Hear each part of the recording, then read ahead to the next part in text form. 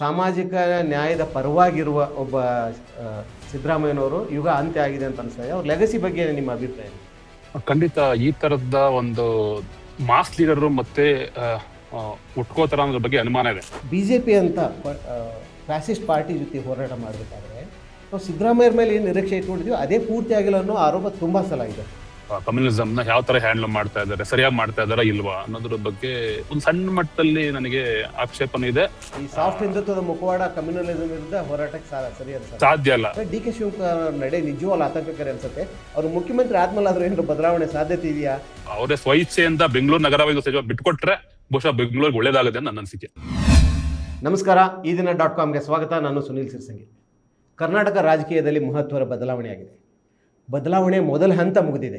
ವರ್ಣರಂಜಿತ ವ್ಯಕ್ತಿತ್ವದ ಜನಮಾಸದ ನಾಯಕ ಸಿದ್ದರಾಮಯ್ಯ ರಾಜೀನಾಮೆ ನೀಡಿದ್ದಾರೆ. ಮುಖ್ಯಮಂತ್ರಿ 8 ವರ್ಷ ಮುಖ್ಯಮಂತ್ರಿಯಾಗಿ ಅಧಿಕಾರ ನಿರ್ವಹಿಸಿದ್ದ ಸಿದ್ದರಾಮಯ್ಯನವರು ಮುಖ್ಯಮಂತ್ರಿ ಗದ್ದುಗೆಯಿಂದ ಕೆಳಗಿಳಿದಿದ್ದಾರೆ. ಈಗ 2ನೇ ಹಂತದ ಬದಲಾವಣೆಗೆ ಕರ್ನಾಟಕ ಜನ ಕಾಯ್ತಾ ಇದ್ದಾರೆ. ಯಾರು ಮುಂದಿನ ಮುಖ್ಯಮಂತ್ರಿ, ಯಾರು, ಏನು ಬದಲಾವಣೆ ಆಗುತ್ತೆ, ಇದರಿಂದ ರಾಜ್ಯದ ಮೇಲೆ ಆಗುವ ಪರಿಣಾಮಗಳೇನು, ಇದ್ರ ಬಗ್ಗೆ ಚರ್ಚಿಸಲಿಕ್ಕೆ ಇವತ್ತು ಇಬ್ಬರು ಹಿರಿಯ ಪತ್ರಕರ್ತರು ನಮ್ಮೊಂದಿಗಿದ್ದಾರೆ. ಗುರುಪ್ರಸಾದ್ DN ಮತ್ತು ವಿಜಯ್ ಗ್ರೋವರ್, ಇಬ್ಬರು ಕಾರ್ಯಕ್ರಮಕ್ಕೆ ಸ್ವಾಗತ. ಗುರುವರಿಂದನೇ ಶುರು ಮಾಡೋಣ ಅನ್ಸುತ್ತೆ. ಸಿದ್ದರಾಮಯ್ಯ ಅವರ ಒಂದು ಲೆಗಸಿ ಏನು ಅಂತ ಹೇಳಿದ್ವಿ, ಜನಮಾಸದ ನಾಯಕ, ಮಾಸ್ ಲೀಡರ್ ಅಂತ ಏನು ಕರಿತೀವಿ, ಅಂಥವ್ರು ಅಂತ್ಯ ಆಗ್ತಾ ಇದೆ ದೇಶದ ಎಲ್ಲೆಡೆ. ಬೇರೆ ರೀತಿಯ ರಾಜಕೀಯ ನಾಯಕರಿಗೆ ಹುಟ್ಕೊಳ್ತಾರೆ ಅಂತ ಬರ್ತಾಯಿತ್ತು. ಅಂಥದ್ರಲ್ಲಿ ಸಾಮಾಜಿಕ ನ್ಯಾಯದ ಪರವಾಗಿರುವ ಒಬ್ಬ ಸಿದ್ದರಾಮಯ್ಯನವರು ಯುಗ ಅಂತ್ಯ ಆಗಿದೆ ಅಂತ ಅನಿಸ್ತಾ ಇದೆ. ಅವ್ರ ಲೆಗಸಿ ಬಗ್ಗೆ ನಿಮ್ಮ ಅಭಿಪ್ರಾಯ ಏನು? ಖಂಡಿತ ಈ ತರದ ಒಂದು ಮಾಸ್ ಲೀಡರ್ ಮತ್ತೆ ಉಟ್ಕೋತಾರ ಅನ್ನೋದ್ರ ಬಗ್ಗೆ ಅನುಮಾನ ಇದೆ. ಬರಬಹುದೇನೋ ಗೊತ್ತಿಲ್ಲ ನಮಗೆ. ಬಟ್ ಈ ಸದ್ಯಕ್ಕಂತೂ ನಮ್ ಕಣ್ಮುಂದೆ ಯಾರು ಕಾಣಿಸ್ತಾ ಇಲ್ಲ, ಕರ್ನಾಟಕದಲ್ಲೂ ಕಾಣಿಸ್ತಾ ಇಲ್ಲ, ಅಕ್ರಾಸ್ ಇಂಡಿಯಾ ಕೂಡ. ಅಂದ್ರೆ ನೆಕ್ಸ್ಟ್ ಬರುವಂತವ್ರಿಗೆ ಬಗ್ಗೆ ಹೇಳ್ತಾ ಇದೀನಿ, ಈಗ ಹಿಂದೆ ಇರೋರ್ ಬಗ್ಗೆ ಅಲ್ಲ. ಬಟ್ ಅಂದ್ರೆ ಎಲ್ಲಾ ಸಮುದಾಯಗಳನ್ನ ಒಟ್ಟಿಗೆ ತಗೊಂಡು ಹೋಗುವಂತ ಮತ್ತೆ ಒಂದು ಎಲ್ಲಾ ಸಮುದಾಯಗಳ ಹಿತಾಸಕ್ತಿಗೆ ಪೂರಕವಾಗುವಂತ ಕಾರ್ಯಕ್ರಮಗಳನ್ನ ರೂಪಿಸುವಂತ ಕೆಲಸಗಳನ್ನ ಮಾಡಿದ್ರು ಸಿದ್ದರಾಮಯ್ಯ ಅವರು. ಅದು ಈ ಟರ್ಮ್ ನಲ್ಲಿ ಅಂದ್ರೆ ಅವರು ಫ್ರೀ ಪೋಲೆ ಹೇಳಿದ್ದು, ಅವರು ಅನೌನ್ಸ್ ಮಾಡಿದ್ದು ಗ್ಯಾರಂಟಿ ಸ್ಕೀಮ್ಗಳಾಗ್ಲಿ ಅಥವಾ ಹಿಂದಿನ ಟರ್ಮ್ ಅಲ್ಲಿ ಮಾಡಿದ್ದು ಒಂದಷ್ಟು ಕೆಲಸಗಳಾಗ್ಲಿ, ಅಂದ್ರೆ ಅವ್ರ ಕೆಲಸಗಳು ಸಾಮಾನ್ಯವಾಗಿ ತಳ ಸಮುದಾಯಗಳಿಂದ ಶುರುವಾಗಿ ಮೇಲ್ಗಡೆ ಬರ್ತಾ ಇದ್ದು ಆ ತರದ್ದು. ಯಾಕಂದ್ರೆ ಅವರು ಲಾಸ್ಟ್ ಅಂದ್ರೆ ಅವ್ರ ಫಸ್ಟ್ ಟರ್ಮ್ ಅಲ್ಲಿ ಮಾಡಿದ್ದು ಬಜೆಟ್ ನಲ್ಲಿ ಇಂಪ್ಲಿಮೆಂಟ್ ಮಾಡಿದ್ದು SC ಸಬ್ ಪ್ಲಾನ್ ಮತ್ತೆ ST ಸಬ್ ಪ್ಲಾನ್, ಅವೆರಡು ಕೂಡ ಆ ಸ್ಕೀಮ್ಸ್ಗಳಾಗ್ಲಿ, ಮತ್ತೆ ಅವರು ರೇಷನ್ ಅಕ್ಕಿ ಕೊಡೋದು ಕಾರ್ಯಕ್ರಮಗಳಾಗ್ಲಿ, ಇವೆಲ್ಲ ಅವ್ರಿಗೆ ಜನಪ್ರಿಯತೆ ತಂದ್ಕೊಟ್ಟಿದ್ದ ಕಾರ್ಯಕ್ರಮ. ಮತ್ತೆ ಒಂದು ದೊಡ್ಡ ವರ್ಗ ಏನಿದೆ ಒಂದು ತಳ ಸಮುದಾಯದ ಅವಕಾಶ ವಂಚಿತ ವರ್ಗಕ್ಕೆ, ಅದನ್ನ ಮೊದಲು ಅಡ್ರೆಸ್ ಮಾಡ್ಬೇಕು ಅನ್ನೋಂತ ದೃಷ್ಟಿಯಿಂದ ಮಾಡಿದ ಕೆಲ್ಸಗಳು ಅವ್ರದ್ದು. ಅದಕ್ಕೆ ಬಹುಶಃ ಅವ್ರಿಗೆ ಆ ತರದೊಂದು ಮಾಸ್ ಅಪೀಲು ಎಲ್ಲಾ ಸಮುದಾಯಗಳಿಂದ, ಅಂದ್ರೆ ಬಹುತೇಕ ಒಂದು ಕೆಲವು ಸಮುದಾಯಗಳು ಹೊರತುಪಡಿಸಿ ಅಂತ ಹೇಳ್ಬಹುದು ಆಕ್ಚುಲಿ. ಬಟ್ ಆ ಸಮುದಾಯಗಳದ್ದು ಕೂಡ ಸಿದ್ದರಾಮಯ್ಯ ಅವ್ರನ್ನ ಇಷ್ಟಪಡ್ತಿದ್ದ, ಅವರ ಆಡಳಿತನ ಇಷ್ಟಪಡ್ತಾ ಇದ್ದ ಜನಗಳು ತುಂಬಾ ಜನ ಇದ್ರು ಅಂತ ನನ್ನ ನಂಬಿಕೆ. ಅದು ಅವರ ಈ ಎಲೆಕ್ಷನ್ಗೆ ಅಂದ್ರೆ ಅವ್ರು ಈ ಸಲ ಎಲೆಕ್ಟ್ ಆಗಕ್ ಮುಂಚೆ ಅವ್ರು ಮಾಡಿದ ಒಂದು ಕಾರ್ಯಕ್ರಮದಲ್ಲಿ ಕೂಡ ರಿಫ್ಲೆಕ್ಟ್ ಆಯ್ತದೆ. ಈ ಟರ್ಮ್ ಅಲ್ಲೂ ಕೂಡ ಅಭಿವೃದ್ಧಿ ಕಾರ್ಯಕ್ರಮಗಳು ಅಂದ್ರೆ ಕರ್ನಾಟಕದ ಅಭಿವೃದ್ಧಿ ಕಾರ್ಯಕ್ರಮಗಳಲ್ಲಿ ಹೆಚ್ಚು ಆಕ್ರಮಿಸ್ಕೊಂಡಿದ್ದು ಗ್ಯಾರಂಟಿ ಸ್ಕೀಮ್ಗಳು. ಬಹುಶಃ ಅದನ್ನ ಒಂದು ಮಟ್ಟಕ್ಕೆ ಒಳ್ಳೆ ರೀತಿಯಲ್ಲಿ ಇಂಪ್ಲಿಮೆಂಟ್ ಮಾಡಿದ್ದಾರೆ ಅನ್ಸುತ್ತೆ ಕೂಡ. ಬಟ್ ಜನಗಳು ಇನ್ನೂ ಸಾಕಾಗಿಲ್ಲ ಅಂತ ಹೇಳಿದ್ರು ಅದ್ರಲ್ಲಿ ಏನು ಅನುಮಾನ ಇಲ್ಲ. ಯಾಕಂದ್ರೆ ಬೇರೆ ಬೇರೆ ಪಕ್ಷಗಳು ಇವತ್ತು BJP ಇನ್ಕ್ಲೂಡಿಂಗ್ ಯಾರು ಈ ಗ್ಯಾರಂಟಿ ಸ್ಕೀಮ್ಗಳನ್ನ ನಿರಾಕರಿಸ್ತಾ ಇದ್ದೋ ಆ ಪಕ್ಷಗಳೇ ಇವತ್ತು ಇವ್ರಿಗಿನ್ನ ಜಾಸ್ತಿ ಏನು ವೆಲ್ಫೇರ್ ಸ್ಕೀಮ್ಸ್ ನ ಘೋಷಿಸ್ತಾ ಇದಾರೆ. ಯಾವ ಎಲೆಕ್ಷನ್ ನೋಡಿ ಇದನ್ನ ಮೀರ್ ಹೋಗ್ತಾ ಇದಾವೆ ಎಲ್ಲಾ ಕಡೆ ಅಷ್ಟೇ. ಇವನ್ ತಮಿಳ್ನಾಡಲ್ಲಿ VCK ಪಕ್ಷ ಕೂಡ ಅವ್ರ ವೆಲ್ಫೇರ್ ಸ್ಕೀಮ್ಗಳನ್ನ ಘೋಷಿಸಿದ ರೀತಿ ನೋಡಿದ್ರೆ ಜನದ ಎಕ್ಸ್ಪೆಕ್ಟೇಷನ್ಸ್ ಜಾಸ್ತಿ ಆಗಿದೆ. ಈಗ ನೀವು ಕೊಡ್ತಾ ಇರೋದು ಏನೋ ಒಂದು ಇಷ್ಟು ಸಾಕಾಗಲ್ಲ ಅನ್ನೋಂತ ಎಕ್ಸ್ಪೆಕ್ಟೇಷನ್ಸ್ ಕೂಡ ಇದೆ. ಬಹುಶಃ ಇದು ಮುಂದೆ ಕಾಂಗ್ರೆಸ್ಗೆ ನಿಜವಾಗ್ಲೂ ಹೆಲ್ಪ್ ಮಾಡುತ್ತೆ ಅನ್ನೋದ್ರ ಬಗ್ಗೆ ನನಗೆ ಅನುಮಾನ ಇದೆ. ಈ ಗ್ಯಾರಂಟಿ ಸ್ಕೀಮ್ಗಳು ಮಾತ್ರ ಹೆಲ್ಪ್ ಮಾಡುತ್ತೆ ಅನ್ನೋದ್ರ ಬಗ್ಗೆ ಅನುಮಾನ ಇದೆ. ಬಟ್ ಅವ್ರು ಅಟ್ಲೀಸ್ಟ್ ಅವರು ಈ ಸಲ ಎಲೆಕ್ಟ್ ಆಗಕ್ ಮುಂಚೆ ಏನೊಂದು ಪ್ಲಾನ್ ಹಾಕೊಂಡಿದ್ರು ಅದನ್ನ ಬಹಳ ಉತ್ತಮವಾಗಿ ಅನುಷ್ಠಾನ ಮಾಡಿದ್ರು ಅನ್ಸುತ್ತೆ. ಮತ್ತೆ ಇನ್ನೊಂದೆರಡು ಮೂರು ಕಾಂಟ್ರವರ್ಸಿಗಳು ಅವ್ರ ಇದರಲ್ಲಿ ಎದ್ದು ಬಂದಿದ್ದು ಕೂಡ ನಾವು ನೋಡಿದ್ವಿ. ಅದರಲ್ಲಿ ಒಂದು ಒಳ ಮೀಸಲಾತಿ ಅನುಷ್ಠಾನದ ಬಗ್ಗೆ ಒಂದು ನಾಗಮೋಹನ್ ದಾಸ್ ಕಮಿಟಿ ಇದು ಮಾಡಿದ್ರು. ಟು ಅನ್ ಎಕ್ಸ್ಟೆಂಟ್ ಆ ವರದಿ, ನಾಗಮೋಹನ್ ದಾಸ್ ಕಮಿಟಿ ಕೊಟ್ಟಿದ್ದ ವರದಿ ಬಹಳ ಚೆನ್ನಾಗಿತ್ತು ಆಕ್ಚುಲಿ. ಅವ್ರು ಅದನ್ನ ವರ್ಗೀಕರಣ ಮಾಡಿದ ರೀತಿ ಆದ್ರೂ ಆಗ್ಲಿ, ಮತ್ತೆ ಅದಕ್ಕೆ ಯಾರಿಗೆ ಎಷ್ಟು % ಕೊಡ್ಬೇಕು, ಮತ್ತೆ ಯಾರ್ದು ಮೊದಲನ ವರ್ಗಗಳು ಅಂದ್ರೆ ಪ್ರವರ್ಗದಲ್ಲಿ ಕ್ಯಾಟಗರೈಸ್ ಮಾಡಿದ್ದು ಕೂಡ ಚೆನ್ನಾಗಿತ್ತು. ಬಟ್ ಅದನ್ನ ಸರಿಗೆ ಇಂಪ್ಲಿಮೆಂಟ್ ಮಾಡ್ಲಿಲ್ಲ ಅನ್ನೋದು ಒಂದು ಸಿದ್ದರಾಮಯ್ಯ ಅವ್ರ ಮೇಲೆ ಆರೋಪ ಅದು ಕೊನೆವರೆಗೂ ಉಳ್ಕೊಳ್ಳುತ್ತೆ. ಬಟ್ ಅವ್ರಿಗೆ ಬಹುಶಃ ಅವ್ರ ಮೊದಲೇ ಟರ್ಮ್ ನಲ್ಲಿ ಇದ್ದಿದ್ದಷ್ಟು ಇಂಡಿಪೆಂಡೆನ್ಸ್ ಅವ್ರಿಗೆ ಈ ಸರಿ ಇರ್ಲಿಲ್ಲ ಅಂತ ನನ್ನ ಅನಿಸಿಕೆ. ಆ ಬಹುಶಃ ಅದು ಬೇರೆ ಬೇರೆ ಕಾರಣಕ್ಕೆ ಅದು ಆರೋಪ ಆಗಂತ ಅಂತ ಕೇಳಿಸಿದ್ರು ಕೂಡ ಅಲ್ಲಿ ಖರ್ಗೆ ಅವರು ಸೆಂಟ್ರಲ್ ಅಲ್ಲಿ all India president, Congress president ಆಗಿದ್ರು. ಅವ್ರನ್ನ ಮೀರಿ ಇವರು ಒಳ ಮೀಸಲಾತಿ ನಾಗಮೋಹನ್ ದಾಸ್ ಕಮಿಟಿ ಪ್ರಕಾರ ಇಂಪ್ಲಿಮೆಂಟ್ ಮಾಡಕ್ ಕಷ್ಟ ಇತ್ತು ಇವ್ರಿಗೆ. ಮತ್ತೆ ಇವ್ರದೇ ಮಿನಿಸ್ಟ್ರಿ ಒಬ್ಬ ಪವರ್ಫುಲ್ ಮಿನಿಸ್ಟರ್ ಮಹಾದೇವಪ್ಪನ ಮಾತು ಕೂಡ ತಳ್ಳಾಡ್ಕಕ್ಕೆ ಆಗದೆ ಇರೋ ಸ್ಥಿತಿಯಲ್ಲಿ ಸಿದ್ದರಾಮಯ್ಯ ಸರಿ ಇದ್ರ ಅನ್ಸುತ್ತೆ. ಆ ನಿಟ್ಟಿನಲ್ಲಿ ಅಲ್ಲಿ ಒಂದು ಸಣ್ಣ ಮಟ್ಟದಲ್ಲಿ ಸಿದ್ದರಾಮಯ್ಯ ಅವರ ನಡೆ ಸ್ವಲ್ಪ ಎಲ್ಲರಿಗೂ ಅಷ್ಟು ಸುಲಭವಾಗಿ ಒಪ್ಕೊಳಕ್ ಆಗಲ್ಲ. ಒಳ ಮೀಸಲಾತಿ ವಿಷಯದಲ್ಲಿ ಇಂಪ್ಲಿಮೆಂಟ್ ಏನೋ ಮಾಡಿದ್ರು, ಬಟ್ ನೊಂದು ಸಮುದಾಯಗಳಿಗೆ ತೃಪ್ತಿದಾಯಕವಾಗಿಲ್ಲ ಅದು. ಅದ್ ಬಿಟ್ರೆ ಕ್ಯಾಶ್ ಸೆನ್ಸಸ್ ನ ಮಾಡಕ್ ಬಿಡ್ಲಿಲ್ಲ, ಅದನ್ನ ಅನುಷ್ಠಾನ ಸ್ವೀಕರಿಸಕ್ಕೆ ಬಿಡ್ಲಿಲ್ಲ. ಅದು ಇದಕ್ಕೆ ಸಿದ್ದರಾಮಯ್ಯ ಅವ್ರ ಮೇಲೆ ಆರೋಪ ಮಾಡಕ್ಕಂತ ಚಾನ್ಸೇ ಇಲ್ಲ. ಇದು ಬಹುಶಃ ಎಲ್ಲ ಮೇಲ್ಜಾತಿ ಅಥವಾ ಶೋಷಕ ಸಮುದಾಯಗಳ ರಾಜಕಾರಣಿಗಳ ಕುತಂತ್ರದಿಂದ ಇದು ಅವ್ರನ್ನ ಕಟ್ಟಾಕ್ಬಿಟ್ರು. ಅದನ್ನ ರಿಸೈನ್ ಮಾಡೋ ಮೊದಲು ಅವರು ಅದನ್ನ ಸ್ವೀಕಾರ ಮಾಡಿದ್ದಾರೆ ಆಕ್ಚುಲಿ. ಅದು ಮುಂದೆ ಏನಾಗುತ್ತೆ ಗೊತ್ತಿಲ್ಲ. ಅದು ಸ್ವೀಕಾರ ಮಾಡಿದ್ರೆ ಮತ್ತೆ ಇನ್ನೊಂದು ಇದು ಮಾಡ್ಬೋದು ಅದು. ಬಟ್ ಅದೆಲ್ಲ ಒಂದು ದಾರಿ ತೋರ್ತಿಲ್ಲ, ಕಂಪ್ಲೀಟ್ ಆಗಿ ಅದು ತೋರ್ಸಕ್ ಆಗ್ಲಿಲ್ಲ ಅವ್ರಿಗೆ ನಿಜ. ಅದ್ರ ಬಟ್ ನನ್ ಕೇಳಿದ್ರೆ ಇದು ಟು ಅನ್ ಎಕ್ಸ್ಟೆಂಟ್ ಅವ್ರು ಏನು ಮಾಡ್ತೀವಿ ಅಂತ ಬಂದ್ರು ಅಷ್ಟು ತೃಪ್ತಿದಾಯಕವಾಗಿ ಮಾಡಿದ್ದಾರೆ ಅಂತ ಅನ್ಸುತ್ತೆ ನನಗೆ. ಅದ್ರ ಜೊತೆಗೆ ತುಂಬ ಇಂಪಾರ್ಟೆಂಟ್ ಹೇಳಿದ್ರೆ ನೀವು, ಗ್ಯಾರಂಟಿ ಯೋಜನೆಗಳು ಏನಿದಾವು ದೇಶದ ಎಲ್ಲೆಡೆ ಎಲ್ಲ ಸರ್ಕಾರಗಳು ಘೋಷಿಸ್ತಾ ಇದ್ದಾವೆ. ಅದರ ಸತತವಾಗಿ ಅದನ್ನು ಇಲ್ಲಿವರೆಗೂ ಇಂಪ್ಲಿಮೆಂಟ್ ಮಾಡಿದ ಶ್ರೇಯಸ್ಸು ಮಾತ್ರ ಸಿದ್ದರಾಮಯ್ಯ ಸರ್ಕಾರಕ್ಕೆ ಸಲ್ಲುತ್ತೆ ಅನ್ಸುತ್ತೆ. ಯಾಕಂದ್ರೆ ಬೇರೆ ತಮಿಳುನಾಡಲ್ಲಿ ಸೋಷಿಯಲ್ ಸ್ಕೀಮ್ಗಳು 70ರಿಂದ ದಶಕದಿಂದ ಇದಾವು, ಅವರು ಈವರೆಗೂ ಸರಿಯಾಗಿ ಅದನ್ನು ಇಂಪ್ಲಿಮೆಂಟ್ ಮಾಡ್ತಾ ಬಂದಿದ್ದಾರೆ. ಆದರೆ ದೆಹಲಿಯಲ್ಲಿ ಇವ್ರು ಏನು ಆಶ್ವಾಸನೆ ಕೊಟ್ಟರು ಅದನ್ನು ಈಡೇರಿಸಿಲ್ಲ, ಉತ್ತರ ಪ್ರದೇಶದಲ್ಲಿ ಏನು ಆಶ್ವಾಸನೆ ಕೊಟ್ಟರು ಈಡೇರಿಸಿಲ್ಲ, ಮಧ್ಯಪ್ರದೇಶದಲ್ಲಿ ಇದೇ ರೀತಿ ಮಹಿಳೆಯರಿಗೆ ಕೊಡ್ಲಿಕ್ಕೆ ಹೋದ್ರು, ಅದನ್ನು ಆಮೇಲೆ ಕಟ್ ಮಾಡಿದ್ರು. ಕಾಂಗ್ರೆಸ್ ಅಧಿಕಾರದಲ್ಲಿ ಅವರು ತೆಲಂಗಾಣದಲ್ಲೇ ಸರಿಯಾಗಿ ಇಂಪ್ಲಿಮೆಂಟ್ ಮಾಡೋಕ್ಕಾಗಿಲ್ಲ. ಬಟ್ ಕರ್ನಾಟಕದಲ್ಲಿ 5 ಗ್ಯಾರಂಟಿ ಸ್ಕೀಮ್ಗಳನ್ನು ಇವತ್ತಿನವರೆಗೂ ಅವ್ರು ಜಾರಿ ಮಾಡ್ತಾ ಇದ್ದಾರೆ. ನಿಜವಾಗ್ಲೂ ಅವ್ರಿಗೆ ಅದ್ರ ಗೌರವ ಸಲ್ಲಬೇಕಂತ ಅನ್ಸುತ್ತೆ. ಮತ್ತು 8 ವರ್ಷ ಈವರೆಗೂ ರಾಜ್ಯದಲ್ಲಿ ಯಾರೂ 8 ವರ್ಷ ಮುಖ್ಯಮಂತ್ರಿ ಅಧಿಕಾರ ವಹಿಸಿಲ್ಲ. 17 ದಾಖಲೆ ಬಜೆಟ್ ಮಾಡಿಸಿದ್ದಾರೆ. ವಿಜಯ್ ಸರ್, ನಿಮಗೆ ಕೇಳ್ತಾ ಇದ್ದೀನಿ, ಅವರ ಲೆಗಸಿ ಒಂದು ರೀತಿ ಏನು ಪರಂಪರೆ ಹುಟ್ಟಾಕಿದ್ರು, ಅದು ತಮ್ಮದೇ ಆದ ಒಂದು ಸಿದ್ದರಾಮಯ್ಯ ಲೆಗಸಿನ ಅಂತ ಹೇಳ್ಬೋದು ನಾವು. ತಮ್ಮದೇ ಆದ ಪರಂಪರೆಯನ್ನು ಹುಟ್ಟಾಕೊಂಡಿದ್ದಾರೆ ಅವರು. ಅದ್ರ ಜೊತೆಗೆ ಈ ಅಧಿಕಾರ ಹಸ್ತಾಂತರ ಇದೆಯಲ್ಲ, ಇದನ್ನು ನಾವು ತುಂಬ ಸಲ ನೋಡಿದ್ವಿ, ತುಂಬ ರಾಜ್ಯಗಳಲ್ಲಿ ನೋಡಿದ್ದೀವಿ ಕಿತ್ತಾಟಗಳನ್ನು. ಬಟ್ ಸಿದ್ದರಾಮಯ್ಯನವರು ಅಧಿಕಾರದಿಂದ ಇಳಿತಾ ಇರೋ ರೀತಿ ನೋಡಿದ್ರೆ ಒಂದು ರೀತಿ ಎಲ್ಲೋ ಭಾವನಾತ್ಮಕ ರಾಜ್ಯದ ಜನತೆಯೊಂದಿಗೆ ಭಾವನಾತ್ಮಕ ಎಮೋಷ್ನಲ್ ನಂಟನ್ನು ಬೆಳೆಸ್ಕೊಂಡಿದ್ದಾರೆ ಅಂತ ಅನಿಸ್ತಾ ಇಲ್ವಾ ನಿಮ್ಗೆ ಅದು?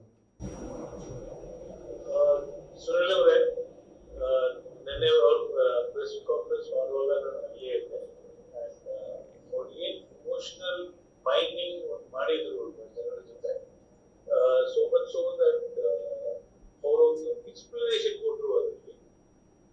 ಅದರಲ್ಲಿ ಒಂದು ಪದ ಅವ್ರು ಹೇಳಿದ್ರು, my life is an open book. ಆ ಒಂದು ವಿಷಯ ಅವ್ರು ಎಷ್ಟು ಟಚಿ ಆಗಿ ಇದ್ದಾರೆ ಅಂದ್ರೆ, ಅವರು ತುಂಬಾ ಸೆನ್ಸಿಟಿವ್.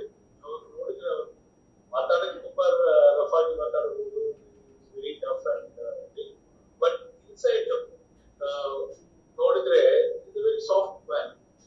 ನಾ ಇದು ಯಾವಾಗ ನೋಟ್ ಮಾಡಿದ್ದೆ ಅಂದ್ರೆ 2008 ಎಲೆಕ್ಷನ್ ಅಲ್ಲಿ ನಾ ಅವ್ರ ಜೊತೆ ಒಂದಿನ ನಮ್ಮ ಚಾನಲ್ ಅಲ್ಲಿ ಡೇ ವಿತ್ ಪೊಲಿಟಿಷಿಯನ್ ಬೆಳಗ್ಗೆ I spend the whole day in this Siddaramanahundi and surrounding area ಅವ್ರಿಗೆ ಕ್ಯಾಂಪೇನ್ ಮಾಡ್ತಾ ಇದ್ರು. ಆ ಕಾನ್ಫಿಡೆನ್ಸ್ ಇಂದ ಅವ್ರ ಜನ ಮನೆಗೆ ಹೋಗ್ತಾ ಇದ್ರು. ವೇ ಕಾಫಿ ಕೊಡ್ರಿ, ವೇ ಟೀ ಕೊಡ್ರಿ, ನೀರು ಕೊಡ್ರಿ. ಅವ್ರು ಯಾರಂದ್ರೆ ಪ್ಲಾನ್ ಸ್ಟಾಕ್ ಇರಲಿಲ್ಲ. ಯಾರ ಮನೆಗೆ ಬೇಕಿದ್ರೆ ಹೋಗಿ ಅವ್ರು ಏನ್ ಬೇಕಾದ್ರೆ ಕೇಳ್ಬೇಕಿತ್ತು, ಸ್ಟಾಪ್ ಮಾಡ್ತಾ ಇದ್ರು. ಅವ್ರ ಹೆಸರು, ಅವ್ರ ಮಕ್ಕಳ ಹೆಸರು ಅಲ್ಲ ಆ ತರ ಕನೆಕ್ಟ್ ಯಾರಿದೆ ಅಂದ್ರೆ only when people have a clean rapport with the people. So ಆ ತರ ಕಂಟಿನ್ಯೂಷನ್ ಅವರು ಮಾಡಿದ್ದಾರೆ. ಅವ್ರ ಪ್ರೆಸ್ ಕಾನ್ಫರೆನ್ಸ್ ಅಲ್ಲಿ ತುಂಬಾ ಓಪನ್ ಆಗಿ ಮಾತಾಡಿದ್ರು about how he feels, what he feels ಹೇಳಿದ್ದಾರೆ. ರಾಹುಲ್ ಗಾಂಧಿ ಅವರು ಫಸ್ಟ್ ಡೇ ಯಾವಾಗ ಪೇಪರ್ ಎಸ್ಟರ್ಡೇ ಅವಾಗೆಲ್ಲರಿಗೂ ಒಂದು ಬೇಸರ ಇರ್ತದೆ. Rahul Gandhi asking to step down. Rahul Gandhi ಹೇಳ್ತಾ ಇದ್ದಾರೆ looked a very unceremonious incident ಆವಾಗ ನೋಡಿದ್ರು. But as he came to Bengaluru, ಅವರ ಶಾಸಕರ ಜೊತೆ ಮೀಟಿಂಗ್ ಮಾಡಿದ್ಮೇಲೆ ರೆಸಿಗ್ನೇಷನ್ ಕೊಟ್ಟು ಪ್ರೆಸ್ ಕಾನ್ಫರೆನ್ಸ್ ಮಾಡುವಾಗ ಐ ಥಿಂಕ್ ಸೊ ಆ ಒಂದು ಅಂಡರ್ಸ್ಟ್ಯಾಂಡಿಂಗ್ ತೋರಿಸಿದ್ರು. ಇವತ್ತು ಬೆಳಗ್ಗೆ ಖರ್ಗೆ ಅವ್ರ ಮನೆಗೆ ಡೆಲ್ಲಿಯಲ್ಲಿ ಹೋಗಿ ಅವ್ರ ಭೇಟಿ ಮಾಡಿ. So this is something which is very different. And ಇದರಲ್ಲಿ ನಾನು ಕಾಂಪ್ಲಿಮೆಂಟ್ ಮಾಡಬೇಕು ಅಂದ್ರೆ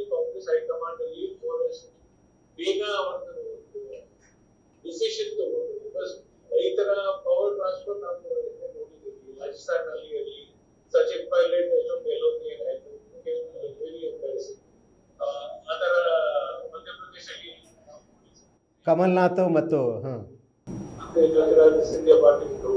So this is where I think so ಆ ಒಂದು ಅಂಡರ್ಸ್ಟ್ಯಾಂಡಿಂಗ್ ಆ ತರ ಒಂದು ರ್ಯಾಪು ಅವರಿಗೆ ತೋರಿಸಿದ್ದಾರೆ. ನಾನು ಬದ್ಧವಾಗಿ ಈ may be the mass leader ಅವ್ರು ಹೇಳಿದ್ರೆ ಇವತ್ತು ಪೇಪರ್ಸ್ ಅಲ್ಲಿ ನೋಡ್ಬೋದು ಬಿಗ್ಗೆಸ್ಟ್ ಕಾಂಗ್ರೆಸ್ ಸ್ಯಾಟ್ರಾಪ್ ಹೇಳ್ಬೋದು. ಬಟ್ ಅವ್ರು ಏನ್ ಗ್ರೇಸ್ ತೋರಿಸಿದ್ದಾರೆ ಆ ಗ್ರೇಸ್ ನಾವು ಖಂಡಿತ ನೋಟ್ ಮಾಡಬೇಕು. And we have to accept that it will be something where his services Congress ಸರಿಯಾಗಿ ಉಪಯೋಗಿಸುತ್ತಾರೆ. I think so what he can do for the party will be bigger than what he is able to do as a chief minister. ನಿಜವಾಗ್ಲೂ ಹೊಸ ಪರಂಪರೆನೇ ಹುಟ್ಟಾಕಿದ್ದಾರೆ ಅಂತ ಹೇಳ್ಬೋದು. ಅಧಿಕಾರ ಹಸ್ತಾಂತರ ಮಾಡಬೇಕಾದ್ರೂ ಸಿದ್ದರಾಮಯ್ಯನವರು ತಮ್ಮದೇ ಆದ ರೀತಿಯಲ್ಲಿ ಒಂದು ಗೌರವಯುತವಾಗಿ ರಾಜಕೀಯ ಮಾಡ್ಬೋದು ಅನ್ನೋದನ್ನು ತೋರಿಸ್ಕೊಟ್ಟಿದ್ದಾರೆ ಅನ್ಸುತ್ತೆ. ಅದ್ರ ಜೊತೆಗೆ ಸಿದ್ದರಾಮಯ್ಯ ಹೋದ ನಂತರ ವ್ಯಾಕ್ಯೂಮ್ ಉಂಟಾಗತ್ತಲ್ವ ಕರ್ನಾಟಕ ಕಾಂಗ್ರೆಸ್ಸಲ್ಲಿ, ಅದನ್ನು ತುಂಬಲಿಕ್ಕೆ ಆಗತ್ತೆ ಅನ್ಸತ್ತಾ? ಯಾಕಂದರೆ 28ರ ಇಲೆಕ್ಷನ್ ದೃಷ್ಟಿಯಲ್ಲಿ ಇಟ್ಕೊಂಡು ಹೈಕಮಾಂಡ್ ಈಗ ಬದಲಾವಣೆ ಮಾಡಿದೆ ಅಂತ ಹೇಳ್ತಾ ಇದ್ದಾರೆ. ಅಷ್ಟು ದೊಡ್ಡ ನಾಯಕನನ್ನು, ಅಷ್ಟು ಜನಮಾಸದ ನಾಯಕನನ್ನು, ಮಾಸ್ ಲೀಡರ್ನನ್ನು ತೆಗೆದು ಆ ವ್ಯಾಕ್ಯೂಮನ್ನು ತುಂಬಲಿಕ್ಕೆ ಸಾಧ್ಯ ಅನ್ಸತ್ತಾ ವಿಜಯ್? ನಿನ್ನೆ ಒಂದು ನ್ಯಾಷನಲ್ ಚಾನೆಲ್ ಇದೇ ಕ್ವೆಶ್ಚನ್ ನನ್ನ ಹತ್ರ ಕೇಳಿದ್ರು. ನಾನು ಏನ್ ಅನಾಲಿಸಿಸ್ ಮಾಡೋದ್ರಲ್ಲಿ ಹೇಳಿದ್ದೆ, ಇವತ್ತಿನ ಪಾಲಿಟಿಕ್ಸ್ ತುಂಬಾ ಚೇಂಜ್ ಆಗಿದೆ. Siddaramaiah is a mass leader. Rural ಏರಿಯಾದಲ್ಲಿ ಜನರ ಜೊತೆ ಅವ್ರ ಸಂಪರ್ಕ ಇದೆ. ಬಟ್ ಇವತ್ತು ನಾವು ನೋಡ್ತಾ ಇದ್ವಿ, half the campaign is on the roads, half the campaign is on social media. ಆ ತರ ಒಂದು ಸಿಚುವೇಶನ್ ಬಂದಿದೆ where you need to be equally communicated. Siddaramaiah ಅವರು ಆ ತರ ನೋಡಿದ್ರೆ ಸೋಷಿಯಲ್ ಮೀಡಿಯಾದಲ್ಲಿ strong. D K Shivakumar social ಮೀಡಿಯಾದಲ್ಲಿ ನೋಡಿದ್ರೆ they have been on top of it. And ಇವತ್ತು you have to counter BJP, you have to counter other political parties. ಅಂದ್ರೆ ನೀವು ಆ ತರ ಒಂದು ಸ್ಟ್ರಾಟಜಿನ ಚೇಂಜ್ ಮಾಡಬೇಕು. ಅಂಡ್ ಇದೇ ಸ್ಟ್ರಾಟಜಿ ನೋಡ್ತೀವಿ ರೇವಂತ್ ರೆಡ್ಡಿ ಇರಲಿ ತೆಲಂಗಾಣದಲ್ಲಿ, ಇಲ್ಲದ್ರ ವಿಜಯ್ ಇರಲಿ ತಮಿಳುನಾಡಲ್ಲಿ. Everybody is now younger, more aggressive, try to catch the first time vote ಅಂತ ಹೇಳ್ತಾರಲ್ವಾ. ಸೊ ಆ ಪ್ರಯತ್ನಗಳು ಮಾಡ್ತಾ ಇದ್ದಾರೆ. ಸೊ ಐ ಥಿಂಕ್ ಸೊ ಒಂದು ಆಂಟಿ ಇನ್ಕಂಬೆನ್ಸಿ ಭಾವನೆ ಕೂಡ come in 2028. ಯಾಕಂದ್ರೆ ಅಷ್ಟು ಟೈಮ್ ಕೊಟ್ಟಿದ್ರಿ. ಆ ಆಂಟಿ ಇನ್ಕಂಬೆನ್ಸಿನ ಒಂದು ಮಟ್ಟಿಗೆ ನ್ಯೂಟ್ರಲೈಸ್ ಮಾಡುತ್ತೆ the change of administration. But I think so Congress ಪಾರ್ಟಿಯಲ್ಲಿ ಅದನ್ನ ಒಪ್ಕೊಂಡು I think so decided that ಈಗ ಒಂದು ಬದಲಾವಣೆ ಬೇಕಿತ್ತು. ಆ ಬದಲಾವಣೆ ಚೇಂಜ್ ಮಾಡಲಿಕ್ಕೆ ಡಿ ಕೆ ಶಿವಕುಮಾರ್ ಜವಾಬ್ದಾರಿ ಕೊಡ್ತಾ ಇದ್ದಾರೆ. That he will be able to attract. ಯಾಕಂದ್ರೆ ಇವತ್ತು ಅರ್ಬನೈಸೇಷನ್ ನೋಡಿದ್ರೆ 40% ಜನ ಕರ್ನಾಟಕದಲ್ಲಿ they live in cities, not in villages. And this trend is only growing. Tamil Nadu 55% of the people live in cities and 45% of the voters live in villages. So ಆ ತರ ಒಂದು situation ಅಲ್ಲಿ ಇವತ್ತು Bengaluru city where you have 35% of the population, ಅವ್ರನ್ನ connect ಮಾಡಬೇಕು ಅಂದ್ರೆ I think Siddaramaiah was not able to connect with the IT sector, was not able to connect with the educated class, the non-Kannadiga class. ಅವ್ರ ಜೊತೆನೆ ಅವ್ರ ಸಂಪರ್ಕ appeal ಇರಲಿಲ್ಲ. D K Shivakumar ಅವರು ಹೊಸ ಘೋಷಣೆಗಳನ್ನು ಮಾಡಿದ್ದಾರೆ, ಫ್ಲೈಓವರ್ಸ್ ಬಗ್ಗೆ, ಟರ್ನಿಂಗ್ ಬಗ್ಗೆ, ಅಟ್ ಲೀಸ್ಟ್ ಒಂದು ಸಂಪರ್ಕ ಮಾಡಲಿಕ್ಕೆ ಪ್ರಯತ್ನ ಮಾಡ್ತಾ ಇದ್ದಾರೆ. So I think so that would have been one of the factors where INC or Congress ಭಾವನೆ ಬಂದಿರೋದ್ರಿಂದ you need to change it. Vacuum ಸ್ವಲ್ಪ ಮಟ್ಟಿಗೆ ಇರಬಹುದು ರೂರಲ್ ಏರಿಯಾಸ್ ಅಲ್ಲಿ, ಬಟ್ ಐ ಥಿಂಕ್ ಈ 7 ವರ್ಷದಲ್ಲಿ if they work as a team, 2023 ಅಲ್ಲಿ ನಾವು KPCC president D K Shivakumar and Siddaramaiah Siddaramaiah ಈಗ ರೂಲ್ಸ್ ರಿವರ್ಸ್ ಆಗ್ಬಹುದು. I have a feeling if KPCC president given to Siddaramaiah ಕೊಟ್ರೆ ಐ ಥಿಂಕ್ ಸೊ ಅವ್ರು ಏನು ಒಂದು ಪಾರ್ಟಿ ರೂಲ್ ಏರಿಯಾಸ್ ಎಕ್ಸ್ಪ್ಯಾಂಡ್ ಮಾಡಬಹುದು, ಟ್ಯಾಲೆಂಟ್ ಅವ್ರಿಗೆ ಇದೆಯೋ I think so party definitely benefit. ಯಾಕಂದ್ರೆ ಆ ತರ ಒಂದು ರಿಗ್ರೆಸಿವ್ ಅವ್ರು ನೆನ್ನೆ ಹೇಳಿದ್ರು, I will continue to fight communal forces till my end, ನಾನು ಆಕ್ಟಿವ್ ಪಾಲಿಟಿಕ್ಸ್ ಅಲ್ಲಿ ಇರ್ತೀನಿ ಅಂತ ಹೇಳಿದ್ರು ನೆನ್ನೆ. So I think so at the end ನಾವು ಅದು ತಗೊಂಡ್ರೆ he could have a big role fighting the ಈ ವಿಷಯದಲ್ಲಿ ಡಿ ಕೆ ಶಿವಕುಮಾರ್ಗೂ ಒಂದು ಸ್ಪಷ್ಟತೆ ಇದೆ ಅನ್ಸುತ್ತೆ. 2028ರ ಎಲೆಕ್ಷನ್ನನ್ನು ನಾವು ಎದುರಿಸಬೇಕಂದ್ರೆ ಸಿದ್ದರಾಮಯ್ಯನವರು ಜೊತೆಗಿದ್ದರೆ ಮಾತ್ರ ಸಾಧ್ಯ ಅನ್ನೋ ಒಂದು ಸ್ಪಷ್ಟತೆಯೊಂದಿಗೆ ಡಿ ಕೆ ಶಿವಕುಮಾರ್ ಅವರು ತಾವಾಗ ಅದು ಸಿದ್ದರಾಮಯ್ಯನವರು ಖುಷಿಯಿಂದ ಅಧಿಕಾರ ಬಿಟ್ಕೊಟ್ರಷ್ಟೇ ನಾವು ಮುಖ್ಯಮಂತ್ರಿ ಆಗ್ಲಿಕ್ಕೆ ಸಾಧ್ಯ, ಮುಂದಿನ ಬಾರಿ ಚುನಾವಣೆ ಎದುರಿಸಲಿಕ್ಕೆ ಸಾಧ್ಯ ಅನ್ನೋದನ್ನು ತುಂಬ ಸಲ ಅವರು ತಮ್ಮ ಆಪ್ತರೊಂದಿಗೆ ಹಂಚಿಕೊಂಡಿದ್ದಾರೆ. ಗುರು, ಇಲ್ಲಿ ಒಂದು ಪ್ರಶ್ನೆ ಬರುತ್ತೆ, ಸಿದ್ದರಾಮಯ್ಯನಂತ ಲೀಡ್ರ್ ಹೋದ ನಂತರ ಅಲ್ಲಿ ಒಂದು ವ್ಯಾಕ್ಯೂಮ್ ಕ್ರಿಯೇಟ್ ಆಗೋದು ಗ್ಯಾರಂಟಿ ಅದ, ಆ ನಿರ್ವಾತವನ್ನು ಯಾರು ಇನ್ನೊಬ್ರು ತುಂಬಲಿಕ್ಕಾಗಲ್ಲ. ಬಟ್ ಈ ಫಂಡಮೆಂಟಲ್ ಪ್ರಶ್ನೆ ಏನಂದರೆ, ಈ ಬಿ ಜೆ ಪಿ ಅಂತ ಫ್ಯಾಸಿಸ್ಟ್ ಪಾರ್ಟಿ ಜೊತೆ ಹೋರಾಟ ಮಾಡಬೇಕಾದ್ರೆ ನಾವು ಸಿದ್ದರಾಮಯ್ಯರ ಮೇಲೆ ಏನು ನಿರೀಕ್ಷೆ ಇಟ್ಕೊಂಡಿದ್ದೀವಿ ಅದೇ ಪೂರ್ತಿ ಆಗಿಲ್ಲ ಅನ್ನೋ ಆರೋಪ ತುಂಬ ಸಲ ಇದೆ. ಯಾಕಂದರೆ ಕಲ್ಗಡ್ ಪ್ರಭಾಕರ್ ಭಟ್ರು ನೋಡಿರ್ಬೋದು, ಪುನೀತ್ ಕೆರೆಹಳ್ಳಿಯವ್ರ ಕೇಸ್ ನೋಡಿರ್ಬೋದು, ಅಥವಾ ನಮ್ಮ ರಾಜ್ಯದಲ್ಲಿ ಆಗ್ತಿರೋ ಘಟನೆಗಳನ್ನು ನೋಡ್ತಾ ಇದ್ದಾಗ, ಅಥವಾ ಬಿ ಜೆ ಪಿ ತಂದಿದ್ದ ಕೆಲವು ಏನು ಜನವಿರೋಧಿ ಕಾನೂನುಗಳಿದ್ದು, ರೈತರ ವಿರೋಧಿ, ಅವ್ನು ಯಾವನೂ ಇವರು ವಾಪಸ್ ತೆಗೆದುಕೊಂಡಿಲ್ಲ ಇದುವರೆಗೂ. ಇಂಥ ಸಂದರ್ಭದಲ್ಲಿ ನಾವು ಡಿ ಕೆ ಅಂದರೆ ಮೋಸ್ಟ್ ಪ್ರಾಬಬ್ಲಿ ಡಿ ಕೆ ಅವ್ರು ಮುಖ್ಯಮಂತ್ರಿ ಆಗ್ತಾರೆ ಒಂದು ನಿರೀಕ್ಷೆ ಇಟ್ಕೊಂಡು ನಾವು ಈ ಮಾತುಗಳನ್ನ ಆಡ್ತಾ ಇದ್ದೀವಿ. ಏನು ನಿರೀಕ್ಷೆ ಇಟ್ಕೋಬೋದು? ಈ ವ್ಯಾಕ್ಯೂಮನ್ನು ಹೇಗೆ ನಾವು ತುಂಬ್ಕೋಬೋದು ಅನ್ಸುತ್ತೆ? ಅದೇ ಇಲ್ಲೊಂದು 2 ವಿಷಯ ನನಗೆ ಒಂದು ಸಣ್ಣ ಮಟ್ಟದಲ್ಲಿ ನೀವ್ ಹೇಳಿದ್ದು ಸರಿ ಅನ್ಸುತ್ತೆ, ಬಟ್ ಅದಕ್ಕೊಂಚೂರು ಸಣ್ಣ ಮಟ್ಟದಲ್ಲಿ ಅಬ್ಜೆಕ್ಷನ್ ಕೂಡ ಇದೆ. ಅಲ್ಲ, ಸಿದ್ದರಾಮಯ್ಯ ಅವರು ಕಮ್ಯುನಲ್ ಈ ಏನು ಸಿಕ್ಕಾಪಟ್ಟೆ ಬಿಜೆಪಿ ಅವರು ಪುಷ್ ಮಾಡ್ತಾರ ಕಮ್ಯುನಿಸಮ್ ನ ಯಾವ ತರ ಹ್ಯಾಂಡಲ್ ಮಾಡ್ತಾ ಇದಾರೆ, ಸರಿಯಾಗಿ ಮಾಡ್ತಾ ಇದಾರ ಇಲ್ವಾ ಅನ್ನೋದ್ರ ಬಗ್ಗೆ ಒಂದ್ ಸಣ್ಣ ಮಟ್ಟದಲ್ಲಿ ನನಗೆ ಆಕ್ಷೇಪಣೆ ಇದೆ. ಒಂದ್ ಸಣ್ಣ ಮಟ್ಟದಲ್ಲಿ ಸರಿನೂ ಇದೆ. ಯಾಕಂದ್ರೆ 2 ಎಕ್ಸಾಂಪಲ್ ಮೂಲಕ ಹೇಳ್ತೀನಿ ನಾನು. ಸಿದ್ದರಾಮಯ್ಯ ಅವ್ರನ್ನ ಮರ್ಡರ್ ಅಂತ ಅವನು ಬಿಜೆಪಿ MLA ಹರೀಶ್ ಪೂಂಜಾ ಅಂತ ಆತರ ಏನೋ ಕರೆದ್ರು. ಆಕ್ಚುಲಿ ಅವ್ರಿಗೆ ಕೂಗಿ ಎದ್ಬಿಡ್ತು, ಇಮಿಡಿಯೇಟ್ ಅರೆಸ್ಟ್ ಮಾಡಿ ಅವನ್ನ ಅಂತ. But Siddaramaiah on the floor ಹೇಳಿದ್ರೆ ಎಲ್ಲ ಹೇಳಿದ್ರೆ ಗೊತ್ತಿಲ್ಲ, ಅದೊಂದು ರಾಜಕೀಯ ಭಾಷಣ, FIR ಆಗುತ್ತೆ, ಲೀಗಲ್ ಕೋರ್ಸ್ ಏನಾಗುತ್ತೋ ಆಗುತ್ತೆ ಅಂತ ಬಿಟ್ಬಿಟ್ರು ಅದನ್ನ. ಒಬ್ಬ ಪ್ರಜಾಪ್ರಭುತ್ವವಾದಿ ಆಗಿರೋ ಒಂದು ನನಗೆ ಆ ತರದೊಂದು ನಡೆ ಇರಬೇಕು ಅಂತ ನನ್ನ ಅನಿಸಿಕೆ.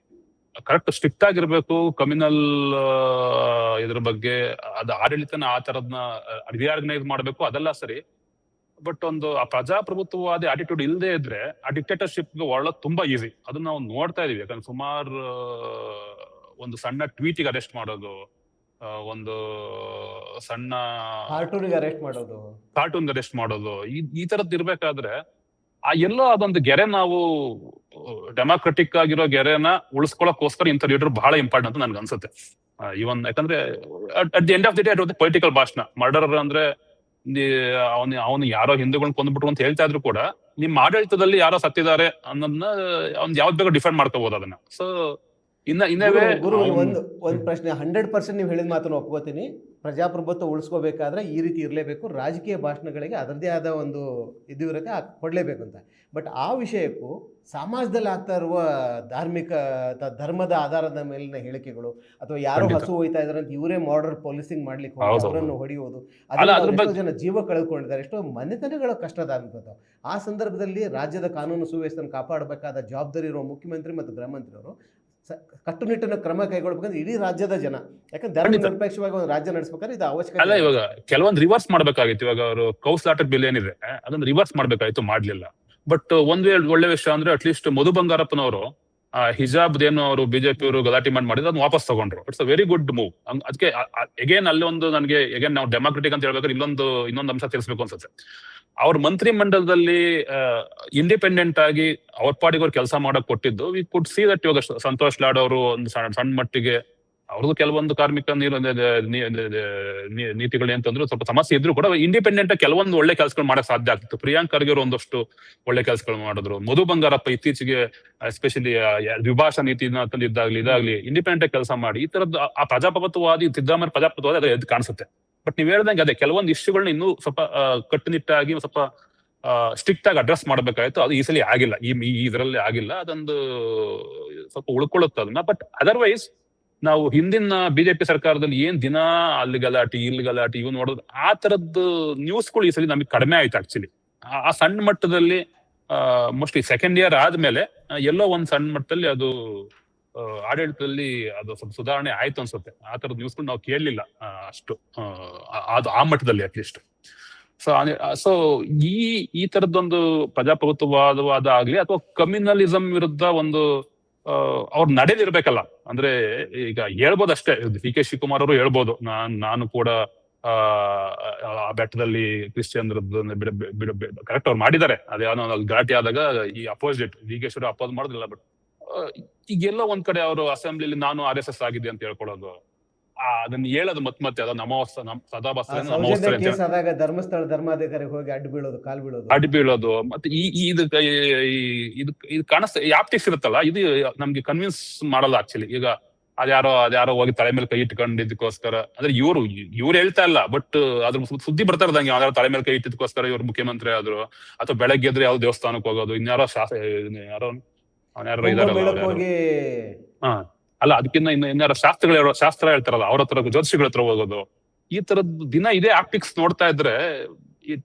Never helps. ಈ ಕಮ್ಯುನಿಸಂ ವಿರುದ್ಧ ಹೋರಾಡಕ್ಕೆ ಅದು ಯಾವತ್ತೂ ಹೆಲ್ಪ್ ಮಾಡಲ್ಲ ಆಕ್ಚುಲಿ. ಈ ಸಾಫ್ಟ್ ಹಿಂದುತ್ವದ ಮುಖವಾಡ ಕಮ್ಯುನಲಿಸಂ ವಿರುದ್ಧ ಹೋರಾಟಕ್ಕೆ ಸರಿ ಅನ್ಸಲ್ಲ, ಸಾಧ್ಯ ಅಲ್ಲ. ಅದ್ ನೋಡಿ, ಈಗ ಸಿದ್ದರಾಮಯ್ಯ ಅವ್ರದ್ದು ಇನ್ನೊಂದು ನನಗೆ ಬಹಳ ಖುಷಿ ತಂದಿದ್ದಂದ್ರೆ, ಅದೇನಂತ ದೊಡ್ಡದೇನಲ್ಲ, ಅದೇನು ದೊಡ್ಡ ನೀತಿ ನಿರೂಪಣೆ ಅಲ್ಲ ಅದು. ಬಟ್ ಅವ್ರು ಓದ್ ಕಡೆ ಎಲ್ಲ ನಾನು ಹಬ್ಬದಲ್ಲಿ ಮಾಂಸ ತಿಂತೀನಿ, ನಾನ್ ಮಾಂಸ ತಿನ್ಕೊಂಡು ದೇವಸ್ಥಾನಕ್ಕೆ ಹೋಗ್ತೀನಿ, ಇದು ಮಾಂಸನೇ ಕೀಲರ್ ಮೇನ್ ತರ ಮಾಡಿದ ಸಮಯದಲ್ಲಿ ಈ ಮಾಂಸ ತಿನ್ನೋದು ಏನ್ ತಪ್ಪಿಲ್ಲಪ್ಪ ಅಂತ ಅವರು ಒಂದು ಮುಖಂಡರಾಗಿ ಅದು ಹೇಳೋದಿದೆಯಲ್ಲ, ಅದು to an extent it gives ಒಂದ್ ಬೇರೆ ತರನೇ ಒಂದ್ ಮೆಸೇಜಿಂಗ್ ಕೊಡುತ್ತೆ ಅದು. ಸೊ ಈ ತರದ್ದೆಲ್ಲ ಕೆಲವೊಂದೆಲ್ಲ DK ಶಿ ಅವರಿಂದ ನಿರೀಕ್ಷೆ ಮಾಡಕ್ಕೆ ನನಗೆ ಸಾಧ್ಯ ಇಲ್ವೇನೋ ಅನ್ಸುತ್ತೆ. ಹೇಗೇನೋ ಅವ್ರದ್ದು ಈ ನಗರಾಭಿವೃದ್ಧಿ ಸಚಿವರಾಗಿ ವಿಪರೀತ ಅರ್ಬನೈಸೇಷನ್ಗೆ ಮಾಡ್ತಾ ಇರೋದು SM ಕೃಷ್ಣನ್ ಟೈಮಲ್ಲೂ ನಾವು ನೋಡಿದೀವಿ. ಸಿಂಗಾಪುರ್ ಮಾಡ್ತೀವಿ ಅಂತ ಹೋದ್ಮೇಲೆ ಏನಾಯ್ತು ಅಂತ ನಮಗೆ ಗೊತ್ತಿದೆ. ಮತ್ತೆ ನಮ್ಮ ಇಂಡಿಯಾದಲ್ಲಿ ನಾವು ಇಂಡಿಯಾ ಶೈನಿಂಗ್ ಕಾಲದಿಂದ ನೋಡ್ತಾ ಇದೀವಿ. ಯಾರು ಅರ್ಬನ್ ದೃಷ್ಟಿಯಿಂದ ಇಟ್ಕೊಂಡು ಶೈನಿಂಗ್ ಅಂತ ಹೇಳೋದು, ನಾನು ಸಿಂಗಾಪುರ ಮಾಡ್ತೀನಿ ಅನ್ನೋದು, ಇವರು ಅದೇನೋ ಅಷ್ಟೊಂದು ವಿರೋಧದ ಮಾಡಿ ಟನಲ್ ರೋಡ್ ಮಾಡ್ತೀನಿ ಅನ್ನೋದು, ಬಿಡದಿ ಬೇಡ ಅಂದ್ರು ಅಲ್ಲಿ ನಾನು ಟೌನ್ಶಿಪ್ ಮಾಡ್ತೀನಿ ಅಂತ ಹೋಗೋದು, ಈ ತರದ್ದು ಗೊತ್ತಿಲ್ಲ ಅದು ಎಷ್ಟು ಅಪೀಲ್ ಆಗುತ್ತೆ ಜನಕ್ಕೆ ಅಂತ. ನನಗೇನ ಇವೆಲ್ಲ ರಾಂಗ್ ಮೂವ್ಸ್ ಅಂತಾನೆ ಅನ್ಸುತ್ತೆ ಇವತ್ತಿಗೂ ಕೂಡ. ಈಗ ನೀವು ವೋಟರ್ ದೃಷ್ಟಿಯಿಂದ ಕೂಡ ಅದು ಕಾಂಗ್ರೆಸ್ ಹಿನ್ನಡೆ ಆಗೋ ಸಾಧ್ಯತೆ ಇದೆ ಅಂತ ನನ್ನ ಅನಿಸಿಕೆ. ಅದು ಮುಖ್ಯವಾಗಿ ಅದೇ ಪ್ರಶ್ನೆ ಬರ್ಬೇಕಾಯ್ತು ಅನ್ನಿಸ್ತು. ಯಾಕಂದರೆ ಸಿದ್ದರಾಮಯ್ಯನವರು ಯಾವುದೇ ನಿರ್ಧಾರ ತೆಗೆದುಕೊಂಡ್ರು ಸಹಿತ ಜನ ಹೋರಾಟ ಮಾಡಿದರೆ, ಜನರ ಒಂದು ಸಿವಿಲ್ ಸೊಸೈಟಿಗಳು ರೀಪ್ರೆಸೆಂಟೇಟಿವ್ಸ್ ಅವ್ರನ್ನ ಮೀಟ್ ಮಾಡಿದರೆ ಅದಕ್ಕೊಂದು ರೆಸ್ಪಾಂಡ್ ಮಾಡೋ ರೀತಿ ಇತ್ತು. ನಾವು ಅದನ್ನು ಫೈನಲ್ ಎಕ್ಸಾಂಪಲ್ ನೋಡ್ಬೋದು. ಇಡೀ ದೇಶದಲ್ಲಿ ಆಧಾರಿತ ಒಂದು ಕೇಸ್ ಅಂದರೆ ದೇವನಹಳ್ಳಿ. ಇಡೀ ಅವರು ಕ್ಯಾಬಿನೆಟ್ನ ಪ್ರಮುಖ ಸಚಿವರೇ ಅದರ ಪರವಾಗಿದ್ದಾಗೂ ಸಹಿತ ಫೈನಲಿ ದೇವನಹಳ್ಳಿಯನ್ನು ಕೇಸ್ ವಾಪಸ್ ತಗೊಳ್ಳೋ ಹಾಗೆ ಮಾಡಿದ್ರು. ಆ ಕ್ರೆಡಿಟು ಸಿದ್ದರಾಮಯ್ಯ ಕೊಡ್ಬೇಕು ಅನ್ಸುತ್ತೆ. ಅಂಥ ಸಂದರ್ಭ ಈಗ ಅಂಥದ್ದೇ ಮತ್ತೆ ಘಟನೆ ಇದೆ. ಇಡೀ ಬಿಡದಿ ಜನ ತಿರುಗಿ ಬೀಳ್ತಾ ಇದ್ದಾರೆ, ಅಲ್ಲಿ ಟೌನ್ಶಿಪ್ ಬೇಡ ಅಂತ. ಯಾಕಂದರೆ ತುಂಬ ಫಲವತ್ತಾದ ನಾಡದು, ತುಂಬ ಚೆನ್ನಾಗಿ ಅಲ್ಲಿ ರೈತರು ತಮ್ಮ ಬೆಳೆಗಳನ್ನು ಬೆಳೀತಾ ಇದ್ದಾರೆ, ಅದರಿಂದ ಜೀವನ ಸಾಗ್ತಾ ಇದೆ. ಅಲ್ಲಿ ನೀವು ಮತ್ತೆ ಟೌನ್ಶಿಪ್ ಮಾಡೋ ಮೂಲಕ ಏನು ಮಾಡ್ತಾರೆ, ರಾಜ್ಯದಲ್ಲಿ ಬೇರೆ ನಗರಗಳಿದಾವೆ, ಹುಬ್ಬಳ್ಳಿ ಇದೆ, ಮಂಗಳೂರು ಇದೆ, ಕಲಬುರಗಿ ಇದೆ, ಅಲ್ಲಿ ಬೆಳವಣಿಗೆ ಮಾಡಬೇಕು. ಎಲ್ಲವನ್ನೂ ಬೆಂಗಳೂರಿಗೆ ತಂದು ಹಾಕೋದು ಎಷ್ಟು ಸರಿ ಅನ್ನೋದು. ಈ ಸಂದರ್ಭದಲ್ಲಿ ಈ ನಿಟ್ಟಿನಲ್ಲಿ ನೋಡ್ತಾ ಇದ್ದಾಗ DK ಶಿವಕುಮಾರ್ ನಡೆ ನಿಜವಾಗ್ಲೂ ಆತಂಕಕಾರಿ ಅನಿಸುತ್ತೆ. ಅವರು ಮುಖ್ಯಮಂತ್ರಿ ಆದ್ಮೇಲೆ ಆದರೂ ಏನಾದರೂ ಬದಲಾವಣೆ ಸಾಧ್ಯತೆ ಇದೆಯಾ, ಅಥವಾ ಒಬ್ಬ ಇಂಡಿವಿಜುವಲ್ ಆಗಿ ಮಾಡೋದಕ್ಕೂ ಒಬ್ಬ ಸರ್ಕಾರ ಮುನ್ನಡೆಸ್ತಾ ಇರ್ಬೇಕಾದ್ರೆ ಬೇರೆ ಸಚಿವರನ್ನು ವಿಶ್ವಾಸಕ್ಕೆ ತೆಗೆದುಕೊಂಡು ನಡಿಬೇಕಾದ್ರೆ ಅವ್ರು ಬದಲಾವಣೆ ಸಾಧ್ಯತೆಗಳು ನಿಮ್ಗೆ ಏನಾದ್ರು ಕಂಡು ಬರುತ್ತಾ? ಅಲ್ಲ, ಬಹುಶಃ ಅವರು ಮುಖ್ಯಮಂತ್ರಿ ಆದ ಅಂತ ನಗರಾಭಿವೃದ್ಧಿ ಸಚಿವ ಬಿಟ್ಕೊಟ್ರೆ ಏನಾದ್ರು ಆಗ್ಬೇಕನ್ನೋ ಅಷ್ಟೇ ಅದು. ಅಥವಾ ಬೇರೆ ಅವರು ಮಂತ್ರಿ ಯಾರಾದ್ರು ಕಾಂಗ್ರೆಸ್ ಶಾಸಕರು ಅದಕ್ಕೆ ಬೇಡಿಕೆ ಇಡಬೇಕು, ದಯವಿಟ್ಟು ನೀವು ನಗರಾಭಿವೃದ್ಧಿ ಸಚಿವ ಬಿಟ್ಕೊಟ್ಬಿಡಿ, ನೀವು ಮುಖ್ಯಮಂತ್ರಿ ಆಗಿದ್ದೀರ ಅಂತ ಯಾರಾದ್ರು ಗಟ್ಟಿಯಾಗಿ ಕೇಳ್ಬೇಕು ಅಂತ ನನ್ನ ಆಸೆ ಅದ ಆಕ್ಚುಲಿ. ಯಾಕಂದ್ರೆ ನೀವ್ ಹೇಳ್ದಂಗೆ ಬರೀ ಬೆಂಗಳೂರನ್ನೇ ಡೆವಲಪ್ ಮಾಡ್ತೀನಿ, ಅದನ್ನೇ ವಿಸ್ತರಿಸ್ತೀನಿ, ಅನಗತ್ಯವಾಗಿರೋ ಟನಲ್ ರೋಡ್ ಮಾಡ್ತೀನಿ. ಯಾಕಂದ್ರೆ ಟನಲ್ ರೋಡ್ ಬಗ್ಗೆ ನಾವು ಎಷ್ಟೋ ಕಡೆ ನಾವೇ ಬರ್ಸ್ತೋ ಕೂಡ, ಅದು ಬಾಟಲ್ ನೆಕ್ಕೆ ಆಗುತ್ತೆ, ಮತ್ತೆ ಒಳಗಡೆ ಬರೋದಕ್ಕೆ, ಹೊರಗಡೆ ಹೋಗಕ್ಕೆ, ಮತ್ತೆ ಅದಕ್ಕೆ ಹೋಗೋರ್ಗೆ ಯಾರು ಹೋಗಕ್ಕಾಗುತ್ತೆ, ಅದಕ್ಕೆ ಯಾರಿಗೆ ಅಕ್ಸೆಸ್ ಸಿಗುತ್ತೆ, ಎಲ್ಲಾರ್ಗು ಅಕ್ಸೆಸ್ ಸಿಗಲ್ಲ. ಅದು ಮತ್ತೆ ಈ ತರದ ಪ್ರಾಬ್ಲಮ್ ಇರ್ಬೇಕಾದ್ರೆ ಅಷ್ಟು ಹಠ ಬಿದ್ದು ಮಾಡುವಂತದ್ದು ಅವಶ್ಯಕತೆ ಇಲ್ಲ ಅಂತ ಎಷ್ಟು ಹೇಳಿದ್ರು ಕೂಡ ಅವ್ರು ಅದನ್ನ ಒಂದ್ ಸಣ್ಣ ಮಟ್ಟದಲ್ಲಿ ಪಬ್ಲಿಕ್ ಇದು ಮಾಡ್ಲಿಲ್ಲ, ಅವರು ಕನ್ಸಲ್ಟೇಷನ್ ಮಾಡ್ಲಿಲ್ಲ. ಅದಕ್ಕೋಸ್ಕರ ಈ ತರದ್ದು ಭಾರಿ ಸಮಸ್ಯೆಗಳಿದಾವೆ. ಬಹುಶಃ ಅವರೇ ಸ್ವಇಚ್ಛೆಯಿಂದ ಬೆಂಗಳೂರು ನಗರಾಭಿವೃದ್ಧಿ ಸಚಿವ ಬಿಟ್ಕೊಟ್ರೆ ಬಹುಶಃ ಬೆಂಗಳೂರಿಗೆ ಒಳ್ಳೇದಾಗುತ್ತೆ ಅಂತ ನನ್ನ ಅನಿಸಿಕೆ. ಅದ್ರ ಜೊತೆಗೆ ಇನ್ನೊಂದು ಹೈಕಮಾಂಡ್ ಆಂಗಲ್ ಇಂದ ವಿಚಾರ ಮಾಡೋಣ ಅನ್ಸತ್ತೆ. ನಾವೀಗ ಸಿದ್ದರಾಮಯ್ಯವ್ರ ಮೇಲೆ ಇಷ್ಟೆಲ್ಲ ಒಳ್ಳೆಯ ಅಭಿಪ್ರಾಯದ ಮಾಸ್ ಲೀಡರ್ ಇದ್ದು, ಅಲ್ಪಸಂಖ್ಯಾತರಿಗೂ ರಾಜ್ಯದಲ್ಲಿ ಅವರೇ ನಾಯಕರು, ಹಿಂದುಳಿದ ವರ್ಗಗಳಿಗೂ ಅವರೇ ನಾಯಕರು, ದಲಿತರಿಗೂ ಅವರೇ ನಾಯಕರಾಗಿ ರೂಪುಗೊಂಡಿದ್ರು. ಅಂದರೆ ದಲಿತರಲ್ಲಿ ಬೇರೆ ಬೇರೆ ಲೀಡರ್ಸ್ಗಳು ಇರ್ಬೋದು, ಖರ್ಗೆ ಇರ್ಬೋದು, ಮಾದೇವಪ್ಪರು ಇರ್ಬೋದು, ಪರಮೇಶ್ವರ್ ಇರ್ಬೋದು, ಅಥವಾ ಮುಸ್ಲಿಮರಲ್ಲಿ ಜಮೀರ್ ಇರ್ಬೋದು, ಆದರೆ ಇವರೆಲ್ಲರಿಗಿಂತಲೂ ಸಿದ್ದರಾಮಯ್ಯವ್ರ ಪ್ರಭಾವ ತುಂಬ ಹೆಚ್ಚಿನ ಪ್ರಮಾಣದಲ್ಲಿತ್ತು. ಅಂಥ ಒಬ್ಬ ನಾಯಕನಿಂದ ತೆಗಿಬೇಕಾದ್ರೆ ಹೈಕಮಾಂಡಿಗೂ ಒಂದು ಅನಿವಾರ್ಯ ಪರಿಸ್ಥಿತಿ ಬಂದಿತ್ತು.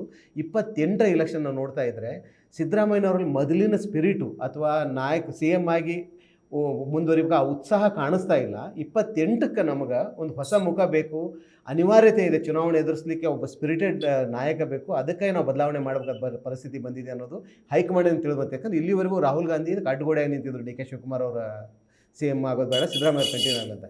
ಫೈನಲಿ ಈಗ ರಾಹುಲ್ ಗಾಂಧಿ ಅವರೇ ಸಿದ್ದರಾಮಯ್ಯ ಅವ್ರಿಗೆ ಹೇಳೋ ಹಾಗಾಯಿತು, ನೀವು ರಿಸೈನ್ ಮಾಡಿ ಕೇಂದ್ರ ಚುನಾವಣೆ ಬನ್ನಿ ಅಂತ. ಬಟ್ ಅವ್ರು ಹೋಗ್ತಾ ಇಲ್ಲ ಸೆಂಟ್ರಲ್. ಈ ಹೈಕಮಾಂಡು ಒಂದು ರೀತಿ ಇಕ್ಕಟ್ಟಿಗೆ ಸಿಲುಕಿತ್ತು ಅನ್ಸುತ್ತಲ್ವ, ಅನಿವಾರ್ಯವಾಗಿತ್ತು ಅನ್ಸುತ್ತಲ್ವ, ಸಿದ್ದರಾಮಯ್ಯ ಅವ್ರ ನಡೆಯೇ ಅದಕ್ಕೆ ಕಾರಣ ಅಂತ ಅನ್ಸುತ್ತಲ್ವ? ಅಲ್ಲ ಅದು ಗೊತ್ತಿಲ್ಲ, ಯಾಕಂದ್ರೆ ಈಗ ಆ ತರದ್ ಏನಾದ್ರು ಎಕ್ಸ್ಪೆಕ್ಟೇಷನ್ಸ್ ಇದ್ದಿದ್ರೆ SIR ಬಗ್ಗೆ ಅವ್ರು ತೆಗೆದುಕೊಂಡು ನಿಲುವುಗಳನ್ನು ತೆಗೆದುಕೊಂಡ್ರು ಸಹಿತ ಸಹಜವಾಗಿ ಹಂಗೆ ಅನಿಸ್ತಾ ಇದೆ. ಅಲ್ಲ ಆ ತರದ್ ಏನಾದ್ರು ಇದ್ದಿದ್ರೆ ಇನ್ನು ಬೇರೆ ಬೇರೆ ಡೈನಾಮಿಕ್ ಲೀಡರ್ಗಳು ಇದ್ರು, ಅವ್ರ ಕಡೆ ನೋಡ್ಬೋದಾಗಿತ್ತು. ಮತ್ತೆ ಕರ್ನಾಟಕದಲ್ಲಿ ದಲಿತ ಮುಖ್ಯಮಂತ್ರಿ ಕೂಗು ಮೊದ್ಲಿಂದನೂ ಇದೆ. ದಲಿತ್ ಮತ್ತೆ ಯಂಗ್ಸ್ಟರ್ ಆಗ್ಬೇಕು ಅಂದ್ರೆ ಪ್ರಿಯಾಂಕ್ ಖರ್ಗೆ ಅವ್ರ ಹತ್ರ ಹೋಗ್ಬೋದಾಗಿತ್ತು, ಅಥವಾ ದಲಿತ್ ಎಕ್ಸ್ಪೀರಿಯನ್ಸ್ ಲೀಡರ್ ಅಂದ್ರೆ ಪರಮೇಶ್ವರ್ ಇದ್ರು. ಆ ತರದ್ ಬದಲಾವಣೆ ಬೇಕು.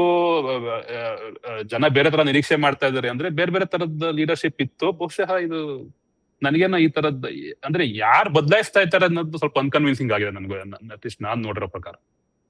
ಸಿದ್ದರಾಮಯ್ಯ ಅವ್ರನ್ನ ಯಾರು ಬದಲಾಯಿಸ್ತಾ ಇದಾರೆ ಅನ್ನೋದು. ಇದು ಹೈಕಮಾಂಡ್ 28 ದೃಷ್ಟಿಯಿಂದ ಇಟ್ಕೊಂಡ್ ಮಾಡಿದ್ರೆ ನನಗೇನೋ ಅದು ಅಷ್ಟು ಫಲ ಕೊಡುತ್ತೆ ಅಂತ ನನ್ಗೆ ಅನ್ನಿಸ್ತಾ ಇಲ್ಲ. ಬಟ್ SIR ಅನ್ನು ತುಂಬ ಸಿವಿಲ್ ಸೊಸೈಟಿಗಳು ಮೀಟಿಂಗ್ ಮಾಡಿದಾಗ ರೀತಿ ನೋಡಿದ್ರೆ ಸಿದ್ದರಾಮಯ್ಯ ಅವರು ಅಥವಾ ಅವ್ರ ಸರ್ಕಾರದ ಬಹಳಷ್ಟು ಸಚಿವ ಶಾಸಕರಿಗೆ ಅದರ ಗಂಡಾಂತರ, ಅದರ ಆತಂಕಗಳು ಅರ್ಥ ಆಗ್ತಾ ಇಲ್ಲ ಅನ್ನೋ ಮಾತುಗಳು ಕೇಳಿ ಬರ್ತಾ ಇತ್ತು. ಅದು ಹೈಕಮಾಂಡಿಗೂ ಕನ್ವಿನ್ಸ್ ಆಯ್ತು ಅನ್ನೋದು ಒಂದು ರೀತಿಯ ಮಾಹಿತಿ ಬರ್ತಾ ಇದೆ. ಅದು ಇನ್ನೂ ಸ್ಪಷ್ಟವಾಗಿ ಗೊತ್ತಾಗಬೇಕಾಗಿದೆ.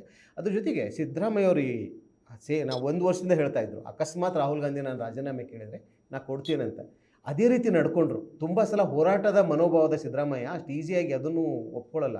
ಬಟ್ ಅವರು ನಾಯಕತ್ವದಿಂದ ಮುಖ್ಯಮಂತ್ರಿ ಗಾದಿಯಿಂದ ಇಳಿದ ರೀತಿ ನೋಡಿದರೆ ನಿಜವಾಗ್ಲೂ ಈ ರೀತಿಯ ರಾಜಕೀಯ ನಾಯಕರು ಇನ್ನೂ ಇದಾರಪ್ಪ ನಮ್ಮ ನಡುವೆ, ಈ ರೀತಿ ರಾಜಕೀಯ ಮಾಡ್ಬೋದು ಅನ್ನೋದನ್ನು ಮತ್ತೆ ಒಂದು ಸಣ್ಣ ಹೋದ್ರೆ ಹೋಪ್ ಹುಟ್ಟತ್ತಲ್ವ ಇದರಿಂದ? ಖಂಡಿತ ಅದು it was a gentle move ಅಂತ ಹೇಳ್ಬೋದು. ಅವರು ಅದು ಬಿಟ್ಕೊಟ್ಟಿದ್ ರೀತಿ, ಮತ್ತೆ ಎಲ್ಲಾ ಶಾಸಕರನ್ನು ಒಳಗೊಂಡು, ಅಟ್ಲೀಸ್ಟ್ ಎಲ್ಲಾ ಸಚಿವರನ್ನ ಒಳಗೊಂಡು ಅದನ್ನ ಅನೌನ್ಸ್ ಮಾಡಿದ ರೀತಿ, ಮತ್ತೆ ಅದು ಮೀಡಿಯಾನ ಅಡ್ರೆಸ್ ಮಾಡಿದ ರೀತಿ ಎಲ್ಲ ಕೂಡ ಒಂದು ಅನುಕರಣೀಯವಾಗಿತ್ತು. ಅದು ಬಹುಶಃ ಕಾಂಗ್ರೆಸ್ಗೆ ಆಗ್ತಾ ಇದ್ದ ಅಪಾಯನ ಅವರು ಸಾಕಷ್ಟು ತಡೆದ್ರು. ಯಾಕಂದ್ರೆ ನೀವ್ ಹೇಳ್ದಂಗೆ ಒಂದು ಫೈಟಿಂಗ್ ಸ್ಪಿರಿಟ್ ಇದ್ದವ್ರನ್ನ ಸುಲಭವಾಗಿ ಅನ್ಸೆರೆಮನಿಯಸ್ ಆಗಿ ಎಕ್ಸಿಟ್ ಮಾಡಕ್ ಆಗಲ್ಲ ಒಬ್ಬ ಮಾಸ್ ಲೀಡರ್ನ. ಹಂಗಿದ್ರು ಕೂಡ ಆತರ ಒಂದೇ ದಿನ ಕರೆದು ನೀವು ಬಿಟ್ಕೊಡಿ ಅಂತ ಕೇಳಿದಾಗ ಅದನ್ನ ಒಪ್ಕೊಂಡ್ ಮಾಡಿರೋದು. ಸೊ ಇದು ಬಹುಶಃ ಇಡೀ ಕರ್ನಾಟಕ ಆಶ್ಚರ್ಯ ಇದೆ ಆಕ್ಚುಲಿ ಅವ್ರು ಬಿಟ್ಕೊಟ್ಟ ರೀತಿ. It was a good move actually. ಆತರ ಬಿಟ್ಕೊಟ್ಟಿದ್ದು ಒಳ್ಳೇದಾಯ್ತು. ರಾಡಿ ಮಾಡೋದ್ರಲ್ಲಿ ಏನು ಯಾರಿಗೂ ಹೆಲ್ಪ್ ಆಗ್ತಿರ್ಲಿಲ್ಲ. ಕರ್ನಾಟಕ ಅಂತೂ ಹೆಲ್ಪ್ ಆಗ್ತಿರ್ಲಿಲ್ಲ, ಕಾಂಗ್ರೆಸ್ಸಿಗೆ ಕೂಡ ಬಹುಶಃ ಅದು ಯಾವತ್ತೂ ಹೆಲ್ಪ್ ಆಗ್ತಿರ್ಲಿಲ್ಲ. ಇದು ಕರ್ನಾಟಕದ ದೃಷ್ಟಿಯಿಂದ it was a good move ಅಂತ ಅನ್ಸ್ತಾ. ಅಂದ್ರೆ ಬಿಟ್ಕೊಡ್ದಿಂದ ಮನಸ್ಸು ಮಾಡಿದ್ಮೇಲೆ ಈ ತರ ಬಿಟ್ಕೊಡಿದ್ ಒಳ್ಳೇದು. ಹೈಕಮಾಂಡು ಅವ್ರು ಮೊದಲೇ ಹಂತ ಮುಖ್ಯಮಂತ್ರಿ ಆದಾಗೂ ಅವರನ್ನು OBC ಸೆಂಟ್ರಲ್ನಲ್ಲಿ ನಾಯಕತ್ವ ವಹಿಸ್ಕೊಳ್ಳೋ ರೀತಿಯಲ್ಲಿ ಅವ್ರನ್ನ ತುಂಬ ಬಿಂಬಿಸ್ಲಿಕ್ಕೆ ಪ್ರಯತ್ನ ಮಾಡ್ತು. ಈ ಬಾರಿಯೂ ಅವ್ರಿಗೆ OBCಯ ಪ್ರಮುಖ ಮೀಟಿಂಗ್ ಮಾಡಲಿಕ್ಕೆ ಅವರೇ ಅಧ್ಯಕ್ಷತೆಯಲ್ಲಿ ಸಭೆ ಕರೆದಿದ್ರು. ಈ ಬಾರಿನೂ ರಾಜ್ಯಸಭಾ ಸ್ಥಾನ ತೆಗೆದುಕೊಳ್ಳೋ ಮೂಲಕ ಕೇಂದ್ರ ರಾಜಕಾರಣಕ್ಕೆ ಬರ್ರಿ, ನೀವು ಸೆಂಟ್ರಲ್ ರಾಜಕಾರಣಕ್ಕೆ ಬರ್ರಿ ಅಂತ ಹೈಕಮಾಂಡ್ ರಿಕ್ವೆಸ್ಟ್. ಅದನ್ನು ಇವ್ರು ನಯವಾಗಿ ನಿರಾಕರಿಸಿದ್ದೀವಿ ಅಂತ ಹೇಳ್ತಾ ಇದ್ದಾರೆ. ಇದು ಎಷ್ಟು ಸರಿ ಅನಿಸುತ್ತೆ? ಸಿದ್ದರಾಮಯ್ಯ ಅಂತ ಅವ್ರ ಫ್ಯಾಸಿಸ್ಟ್ ಶಕ್ತಿಗಳ ವಿರುದ್ಧ, ಮೋದಿ ಅಂತ ಶಕ್ತಿ ವಿರುದ್ಧ ಹೋರಾಡಬೇಕಾದ್ರೆ ಸಿದ್ದರಾಮಯ್ಯ ಅಂತ ನಾಯಕರು ಸೆಂಟ್ರಲ್ ಇರಬೇಕಾದ ಅವಶ್ಯಕತೆ ಇದೆ ಕಾಂಗ್ರೆಸ್ಗೆ. ಬಟ್ ಇವ್ರು ಹೋಗ್ಲಿಕ್ಕೆ ರೆಡಿ ಇಲ್ಲ. ಇದು ಎಷ್ಟು ಸರಿ ಅನ್ಸುತ್ತೆ ನಿಮಗೆ? ಅಲ್ಲ ಆಕ್ಚುಲಿ ನನ್ನ ಪರ್ಸನಲ್ ಒಪಿನಿಯನ್ ಕೇಳಿದ್ರೆ ಅವ್ರು ಒಪ್ಕೋಬೇಕಾಯ್ತು ಅನ್ಸುತ್ತೆ ಅಟ್ಲೀಸ್ಟ್. ಯಾಕಂದ್ರೆ ಇವತ್ತಿಗೆ ಕಾಂಗ್ರೆಸ್ಗೆ ಒಂದು ದೊಡ್ಡ mass appealing OBC leader central ಲೆವೆಲ್ಗೆ ಬೇಕಾಗಿದೆ. ಅಶೋಕ್ ಗೆಹ್ಲೋಟ್ ಇದಾರೆ, ಅವರು ಕೂಡ ಇನ್ನೂ ರಾಜ್ಯದ ರಾಜಕಾರಣ ಮಾಡ್ತಾ ಇದಾರೆ, ಅವರು ಕೂಡ ಸೆಂಟ್ರಲ್ ಹೋಗ್ಬೋದು. ಈ ತರದ ಅಶೋಕ್ ಗೆಹ್ಲೋಟ್ ಮತ್ತೆ ಸಿದ್ದರಾಮಯ್ಯ ತರದವ್ರು ಹೋದ್ರೆ ಖಂಡಿತ ಅಲ್ಲಿ ಕಾಂಗ್ರೆಸ್ ಪಕ್ಷ ಬಲಗೊಳ್ಳುತ್ತೆ.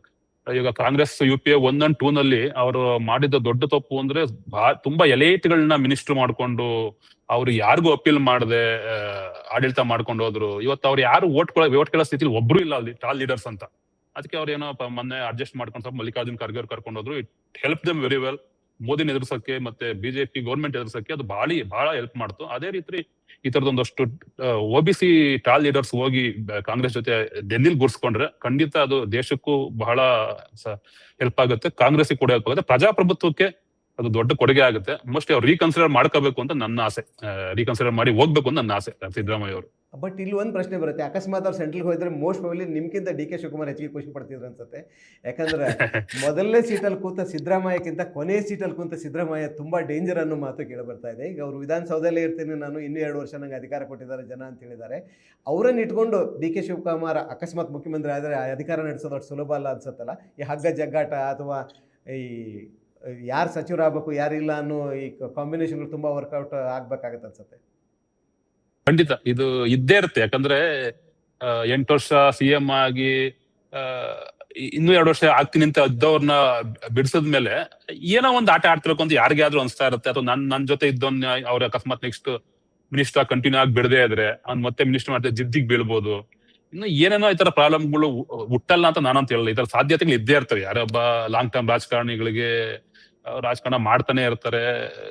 ಏನೇನೋ ಮಧ್ಯೆ ಬೇರೆ ಬೇರೆ ಸಮಸ್ಯೆಗಳು ಇರ್ಬೋದು, ಇವ್ರದೇನೋ ಒಂದ್ ಕೆಲಸಗಳು ಇನ್ಯಾರ ಕೇಳ್ಕೊಂಬರ್ತೈತೆ. ಯಾಕಂದ್ರೆ ಇವ್ರು ಲೀಡ್ರು ಕರ್ನಾಟಕದಾದ್ಯಂತ ಅವ್ರು ಅಪೋಸಿಷನ್ ಇರ್ಬೇಕಾದ್ರೂ ಜನ ಹುಡ್ಕೊಂಡ್ ಬರ್ತಾನೆ ಇದ್ರು, ಆ ಕೆಲಸ ಮಾಡಿಸ್ಕೊಡಿ ಈ ಕೆಲಸ ಮಾಡಿಸ್ಕೊಡಿ ಅಂತ. ಸೊ ಅದು ಈಗ್ಲೂ ಮುಂದುವರಿಯುತ್ತೆ ಅವ್ರಿಗೆ, ಆ ತರದ್ದು ಒಂದು ದೊಡ್ಡ ಫಾಲೋಯಿಂಗ್ ಇರೋದ್ರಿಂದ. ಸೊ ಈ ಜಟಾಪಟಿ ಇದ್ದೇ ಇರುತ್ತೆ ಸಿದ್ದರಾಮಯ್ಯ ರಾಜ್ಯದಲ್ಲಿ ಇದ್ರೆ. ಅದನ್ನ ನಿಭಾಯಿಸ್ಕೊಂಡು ಹೋಗೋ ಶಕ್ತಿ ಬಹುಶಃ DK ಶಿವರಿಗೆ ಇರಬೇಕು. ಇಲ್ಲ ಅವ್ರ ಸೆಂಟರ್ಗೆ ಹೋದ್ರೆ ಬಹುಶಃ ಎಲ್ಲಾ ದೃಷ್ಟಿನೂ ಚೆನ್ನಾಗಿರುತ್ತೆ. ಬಟ್ ಅದೇ ಅವ್ರಿಗೆ ಆಸೆ ಇಲ್ಲ ಅಂತ ಅವ್ರ ರಿಜೆಕ್ಟ್ ಮಾಡಿದಾರೆ, ನಯವಾಗಿ ಏನಂತೆ ತಿರಸ್ಕರಿಸಿ ಅಂತ ಹೇಳ್ತಾ ಇದಾರೆ, ವಿನಮ್ರವಾಗಿ ತಿರಸ್ಕರಿಸಿ ಅಂತ ಹೇಳ್ತಾ ಇದಾರೆ. ಗೊತ್ತಿಲ್ಲ ಏನಾಗುತ್ತೆ. ಕೊನೆಯದಾಗಿ ಗುರು, ಈ ಸಿದ್ದರಾಮಯ್ಯ ಅವರಿಗೆ ಪರಂಪರೆ ಮುಗಿದಿದೆ, ಯುಗ ಅಂತ್ಯವಾಗಿದೆ, ಲೆಗಸಿ ಎಂಡ್ ಆಗಿದೆ, ಹೊಸ ಲೆಗಸಿ ಶುರುವಾಗುತ್ತೆ. ಆ ಲೆಗಸಿ ಮೇಲೂ ಒಂದು ನಿರೀಕ್ಷೆ ಇರುತ್ತೆ ರಾಜ್ಯದ ಜನತೆಗೆ.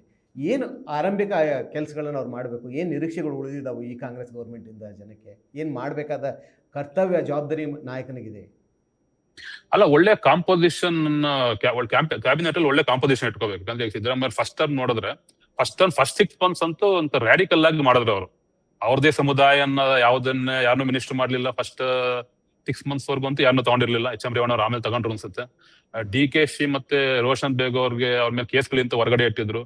ಮತ್ತೆ ಟಾಲ್ ಲೀಡರ್ಸ್ ಶ್ರೀನಿವಾಸ್ ಪ್ರಸಾದ್ ಈ ತರದ ದೊಡ್ಡ ದೊಡ್ಡ ಲೀಡರ್ಗಳನ್ನ ಕ್ಯಾಬಿನೆಟ್ ಅಲ್ಲಿ ಇದ್ರು. ಮತ್ತೆ ತಳ ಸಮುದಾಯದವ್ರನ್ನ ಜಾಸ್ತಿ ಜನ ತಗೊಂಡಿದ್ರು. ಒಳ್ಳೆ ಕಾಂಪೋಸಿಷನ್ ಇತ್ತು. ಆ ತರ ಒಳ್ಳೆ ಕ್ಯಾಬಿನೆಟ್ ನ DK ಇಟ್ಕೋಬೇಕು. ಮತ್ತೆ ಈ DK ಅವರ ಬಗ್ಗೆ ಒಂದು ಆರೋಪ ಏನಿದೆ, ಎಲ್ಲರ ಮೇಲೂ ದಬಾಯಿಸ್ತಾರೆ, ಅಧಿಕಾರ ಚಲಾಯಿಸ್ತಾರೆ ಅಂತ, ಅದನ್ನ ಅವ್ರು ಮೊದಲು ಬಿಟ್ಕೊಡ್ಬೇಕು. ಅದನ್ನ ಇಂಡಿಪೆಂಡೆಂಟ್ ಆಗಿ ಎಲ್ಲಾ ಮಿನಿಸ್ಟರ್ಗಳು ಕೆಲಸ ಮಾಡೋ ತರ ಅವಕಾಶನ ಅವ್ರು ಕಲ್ಸ್ಕೊಡ್ಬೇಕು.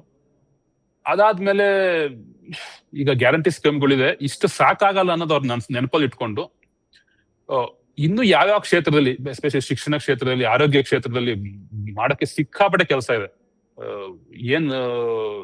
ಆರೋಗ್ಯ ಕ್ಷೇತ್ರದಲ್ಲಂತೂ ಈಗ ಒಂದು ಒಳ್ಳೊಳ್ಳೆ ಹಾಸ್ಪಿಟ್ಲ್ಗಳಿಲ್ಲ, ಪ್ರೈವೇಟ್ ಹಾಸ್ಪಿಟಲ್ ಕಂಟ್ರೋಲ್ ಮಾಡೋದಿಲ್ಲ. ಅವಾಗ ರಮೇಶ್ ಕುಮಾರ್ ಬಿಲ್ ಬರಬೇಕು ಅಂದ್ರೆ ಸೋಲ್ಸಾಕ್ಬಿಟ್ರು. ಈ ತರದ ಒಳ್ಳೆ ನೀತಿಗಳನ್ನ ತರಬೇಕು ಈಗ ಹೊಸ ಗೌರ್ಮೆಂಟ್. ಅದ್ರತ್ತ ಅವ್ರು ಆಲೋಚನೆ ಮಾಡಬೇಕು. ಕಾರ್ಪೊರೇಟ್ ಗೆ ಮನೆ ಹಾಕೋದು ಇದ್ದೇ ಇರುತ್ತೆ. ಅದ ಸ್ಟೇಟ್ ಗೌರ್ಮೆಂಟ್ ದುಡ್ಡು ಬರ್ಬೇಕು, ಸೆಂಟ್ರಲ್ ಗೌರ್ಮೆಂಟ್ ಸರಿಯಾಗಿ ದುಡ್ಡು ಬರ್ತಾ ಇಲ್ಲ, ಅವ್ರು ದುಡ್ಡು ಕಲೆಕ್ಟ್ ಮಾಡ್ಬೇಕು, ಪೂಲ್ ಮಾಡ್ಬೇಕು, ಅದೆಲ್ಲ ಇದ್ದೇ ಇದೆ. ಅದು ಇವರು ಟನಲ್ ರೋಡ್ ಅದು ಇದು ಮಾಡ್ತಾನೆ ಇರ್ತಾರೆ. ಬಟ್ ಅದು ಬಿಯಾಂಡ್ ದಟ್ ಒಂದು ಜನಪರವಾದ ಕಾರ್ಯಕ್ರಮಗಳನ್ನ ನಿರೂಪಿಸೋದ್ರಲ್ಲಿ DK ಏನಾದ್ರು ಗೆದ್ರೆ ಬಹುಶಃ 28ರಲ್ಲಿ ಕರ್ನಾಟಕ ಜನ ರೀಕನ್ಸಿಡರ್ ಮಾಡ್ಬೋದು. ಯಾಕಂದ್ರೆ ಈಗಾಗಲೇ ಬೀದಿಗಳನ್ನ ನಾವು ನೋಡ್ತಾ ಇದ್ರೆ, ಆಗ್ಲೇ ಕುಮಾರಸ್ವಾಮಿ ಬರ್ಬೇಕು, JDS BJP ಬರ್ಬೇಕು ಅಂತ ಮಾತುಗಳು ಕಿವಿಗೆ ಹಂಗೆ ಬೀಳ್ತಾ ಇರುತ್ತೆ. ಸುಮ್ಮನೆ ನಾವು ಬೇಡ ಅಂದ್ರೂ ಕೇಳ್ತಾ ಇರುತ್ತೆ. ಆಗ್ಲೇ ಆ ತರದೊಂದು ಮೊಹಲ ಕ್ರಿಯೇಟ್ ಆಗ್ಬಿತ್ತು ನಾವು ಇತ್ತೀಚೆಗೆ ನೋಡ್ತಾ ಇರ್ಬೇಕಾದ್ರೆ. ಅಟ್ಲೀಸ್ಟ್ ಅದೊಂದು ಸ್ವಲ್ಪ ಕಡಿಮೆನಾದ್ರೂ ಆಗುತ್ತೆ ಅನ್ನಂಗಿದ್ರೆ ಈ ತರದೊಂದು ಜನಪ್ರಿಯ ಕಾರ್ಯಕ್ರಮ ಮಾಡ್ಬೇಕು. ಇಲ್ಲ ಅಂದ್ರೆ ಬಹುಶಃ 28ಕ್ಕೆ ಭಾರಿ ಕಷ್ಟ ಇದೆ ಈ ಸರ್ಕಾರಕ್ಕೆ ಅಂತ ನನ್ನ ಅನಿಸಿಕೆ. ಧನ್ಯವಾದ ಗುರು, ತುಂಬಾ ಉಪಯುಕ್ತವಾದ ಮಾತನಾಡಿದ್ರೆ. ಅದೇ ರೀತಿ ವಿಜಯ್ ಅನಿವಾರ್ಯ ಕಾರಣದಿಂದ ಬೇಗ ಬಿಟ್ಟವರು, ಅವರಿಗೂ ಧನ್ಯವಾದಗಳು. ಸಿದ್ದರಾಮನ ಹುಂಡಿಯಿಂದ ಬಂದ ಸಿದ್ದರಾಮಯ್ಯನವರು 8 ವರ್ಷ ರಾಜ್ಯದ ಮುಖ್ಯಮಂತ್ರಿ, 17 ಬಜೆಟ್ಗಳನ್ನು ಮಂಡಿಸಿ ಅಂತಿಮವಾಗಿ ಮುಖ್ಯಮಂತ್ರಿಗಳಿಂದ ಕೆಳಗಿಳಿದ್ದಾರೆ. ಮೊದಲ ಚಾಪ್ಟರ್ ಮುಕ್ತಾಯವಾಗಿದೆ. ಇನ್ನು 2ನೇ ಚಾಪ್ಟರ್ ಹೊಸ ನಾಯಕರು ಯಾರಾಗಬೇಕಂತ. ಬಹುಶಃ DK ಶಿವಕುಮಾರ್ ಅವರು ಮುಂದಿನ ಮುಖ್ಯಮಂತ್ರಿ ಆಗ್ತಾರೆ ಅನ್ನೋ ಎಲ್ಲ ಕಡೆಯಿಂದ ಮಾತುಗಳು ಕೇಳಿಬರ್ತಾ ಇದೆ. ಆದರೆ ಯಾವುದೇ ಟೀಕೆಗೆ ಹೊರತಾದ ವ್ಯಕ್ತಿ ಏನಲ್ಲ ಸಿದ್ದರಾಮಯ್ಯನವರು. ಅವ್ರಿಗೂ ಮೇಲೂ ಆರೋಪಗಳಿದ್ದು, ಹೋಬ್ಳಟ್ ವಾಚ್ ಇರ್ಬೋದು, ಮೈಸೂರು ಮೂಡಾ ಕೇಸ್ ಇರ್ಬೋದು. ಆದರೆ ಅವೆಲ್ಲ ಆರೋಪಗಳನ್ನು ಹೊರತುಪಡಿಸಿ ನೋಡ್ತಾ ಇದ್ರು. ಒಬ್ಬ ಜನಮಾಸದ ನಾಯಕರಾಗಿದ್ದರು ಅವರು, ಜನ ಸ್ಪಂದಿಸ್ತಿದ್ರು, ಬಡವರ ಪರವಾಗಿದ್ದರು ಅನ್ನೋದನ್ನು ನಾವು ಮರೆಯುವಾಗಿಲ್ಲ.